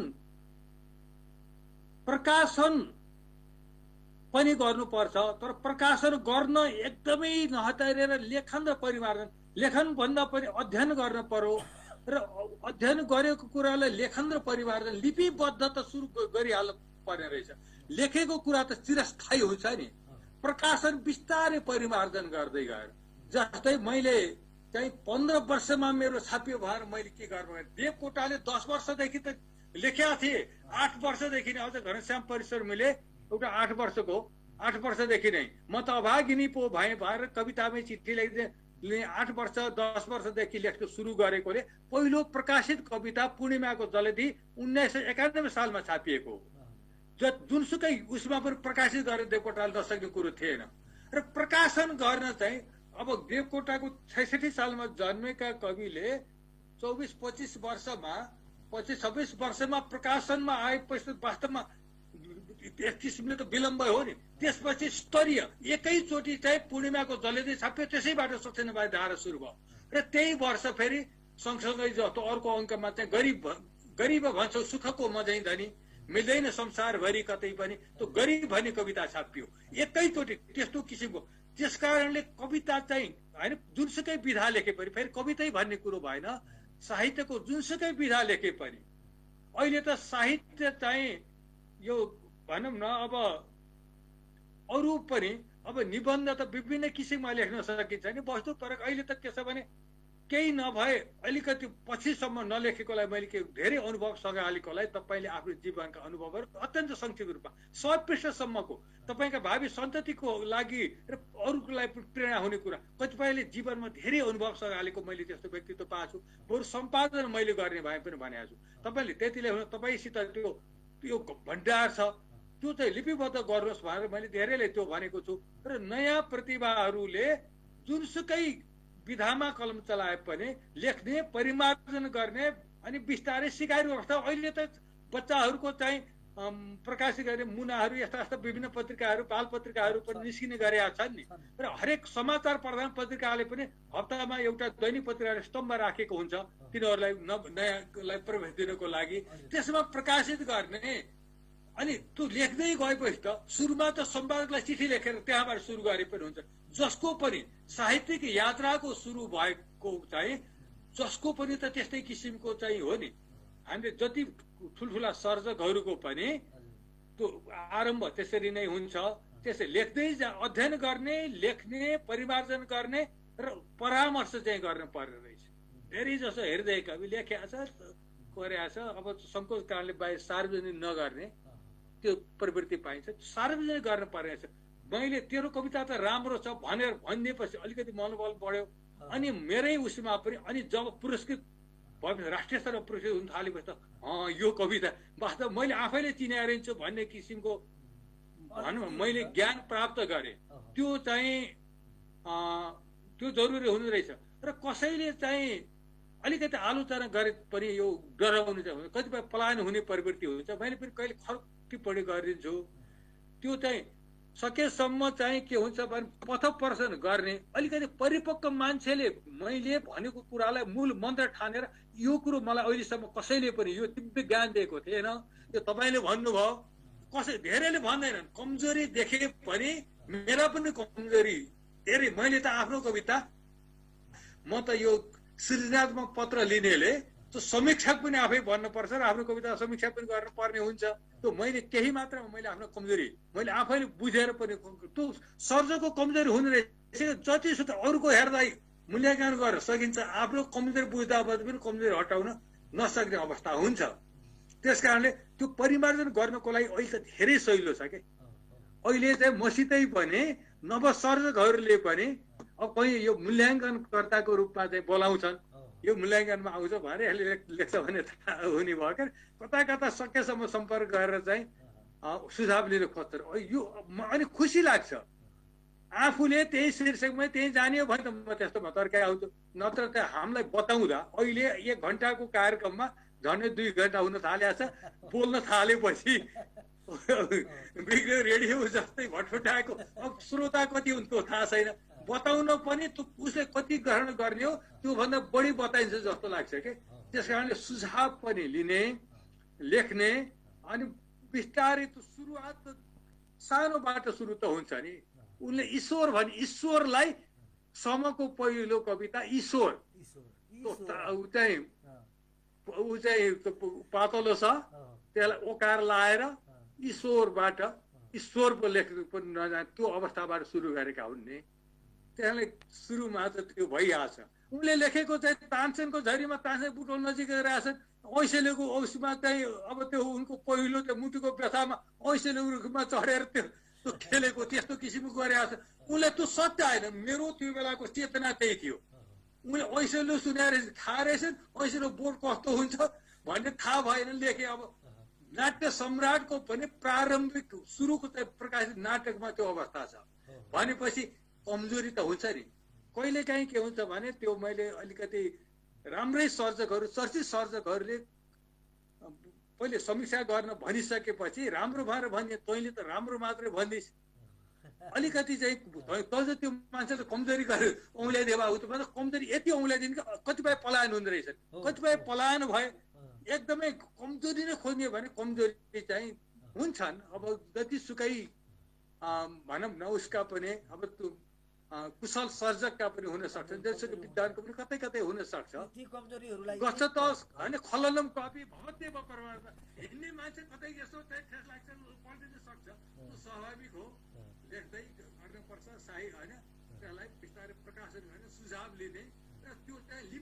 भइसकेपछि त्यो टिका हुन्छ वास्तवमा जसले लेखेर त्यहाँ प्रकाशनमा गरेर ऊ अझ अमर हुन्छ। कीर्ति बाँच्छ। कीर्ति यस्य सजीवती, जसको कीर्ति छ त्यो चाहिँ जीवित हुन्छ र नवसर्जकहरू अनि त्यो चाहिँ यात्रामा लागुन्, अगाडि बढुन्।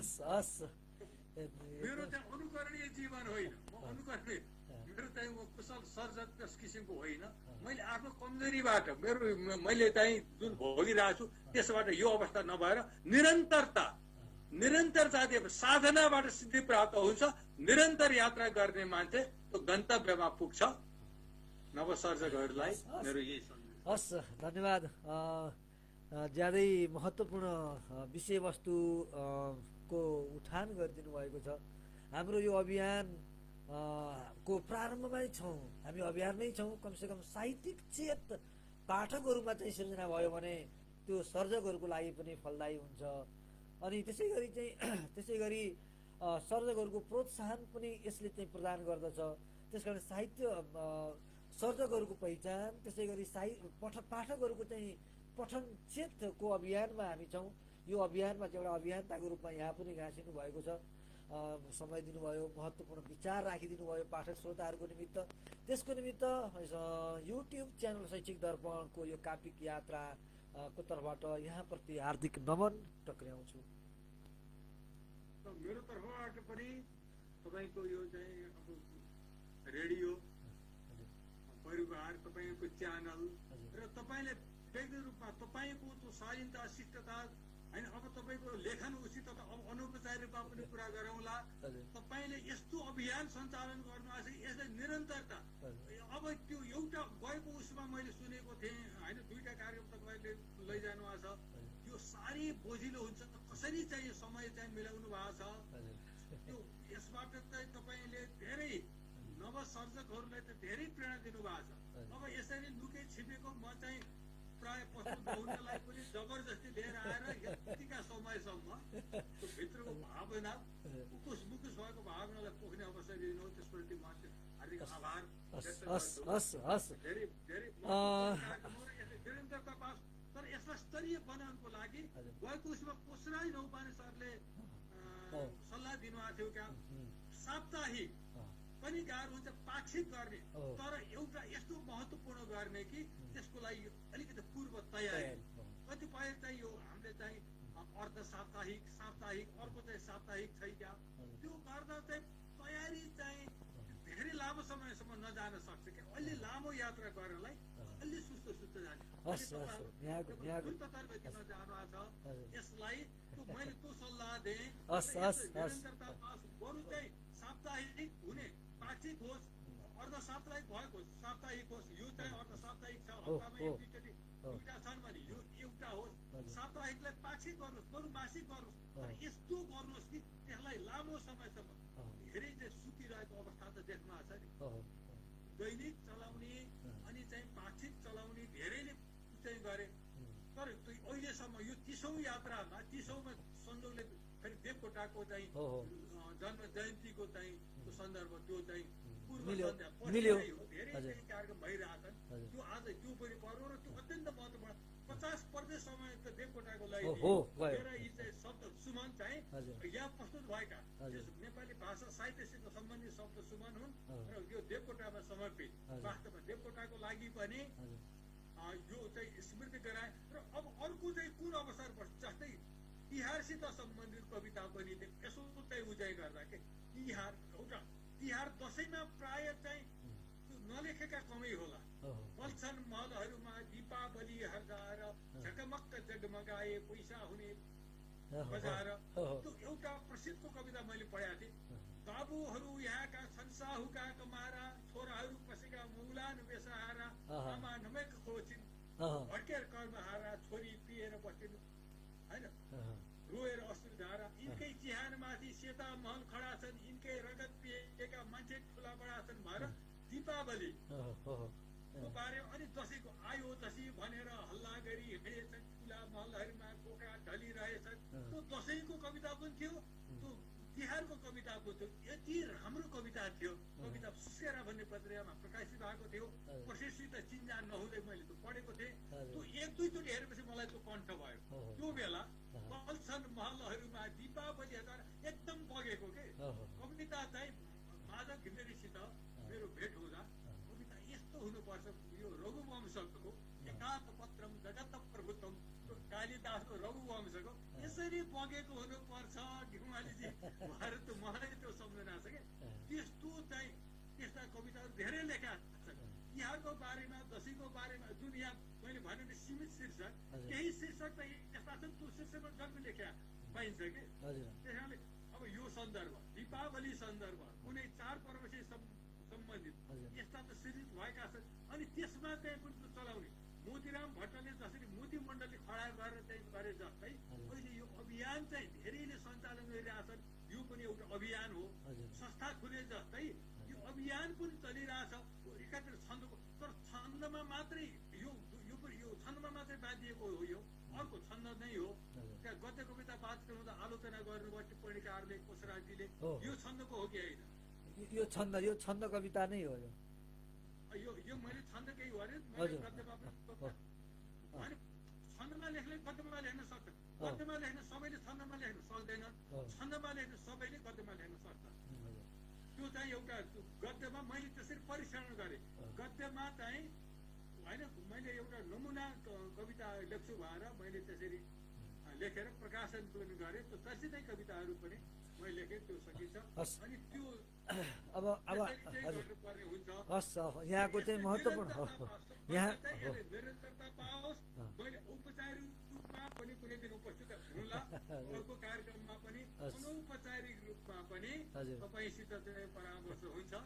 अब यो यतिका कुराकानी भयो। हस्, अब हामी कार्यक्रमको एकदमै अन्त्यमा छौँ र यहाँको चाहिँ महत्त्वपूर्ण जुन जति पनि सुझावहरू कार्यक्रमको सन्दर्भमा दिनुभयो, यहाँको आशीर्वाद सधैँ प्राप्त गरिरहँ र यहाँको चाहिँ निर्देशन विभिन्न कविज्यूहरूबाट चाहिँ पनि मैले चाहिँ अन्य कविज्यूहरूबाट पनि मैले सञ्चालन गरेको कार्यक्रमको सन्दर्भमा चाहिँ सुझावहरू प्राप्त गरेको छु र सकेसम्म यहाँहरूबाट प्राप्त सुझावहरूलाई चाहिँ अनुसरण गर्ने र ती सुझावहरूलाई चाहिँ कार्यान्वयन गर्ने र कार्यक्रमको चाहिँ यसको गुणस्तरीयतालाई अझै चाहिँ अभिवृद्धि गर्ने निरन्तर प्रयत्न मेरो रहि नै रहनेछ।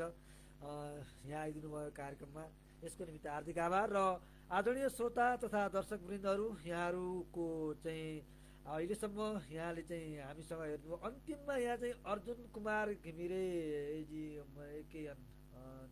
अर्जुन कुमार नेउपाने ले हामीलाई चाहिँ हेरेर चाहिँ टिप्पणी गर्नुभएको छ काठमाडौँबाट।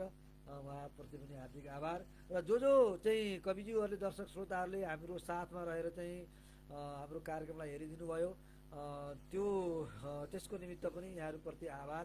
र आदरणीय श्रोता तथा दर्शकवृन्दहरू, यहाँहरूले हाम्रो कार्यक्रम नियमित रूपमा शैक्षिक दर्पण युट्युब च्यानल शैक्षिक दर्पणमा आज यसभन्दा अगाडिका कार्यक्रमहरू पनि सङ्ग्रहित छन्। यो कार्यक्रम पनि शैक्षिक दर्पणमा चाहिँ सङ्ग्रहित हुनेछ र चाहिँ यो च्यानललाई सब्सक्राइब गरेर चाहिँ मलाई पनि चाहिँ प्रोत्साहन प्रदान गर्नुहुनेछ भन्ने अपेक्षाका साथ अर्को दिन फेरि अरू कुनै कविज्यूलाई यहाँहरू समक्ष प्रस्तुत गर्ने बाचाका साथ म पनि आजको यो कार्यक्रमबाट बिदा हुन्छु। हस्त, नमस्कार।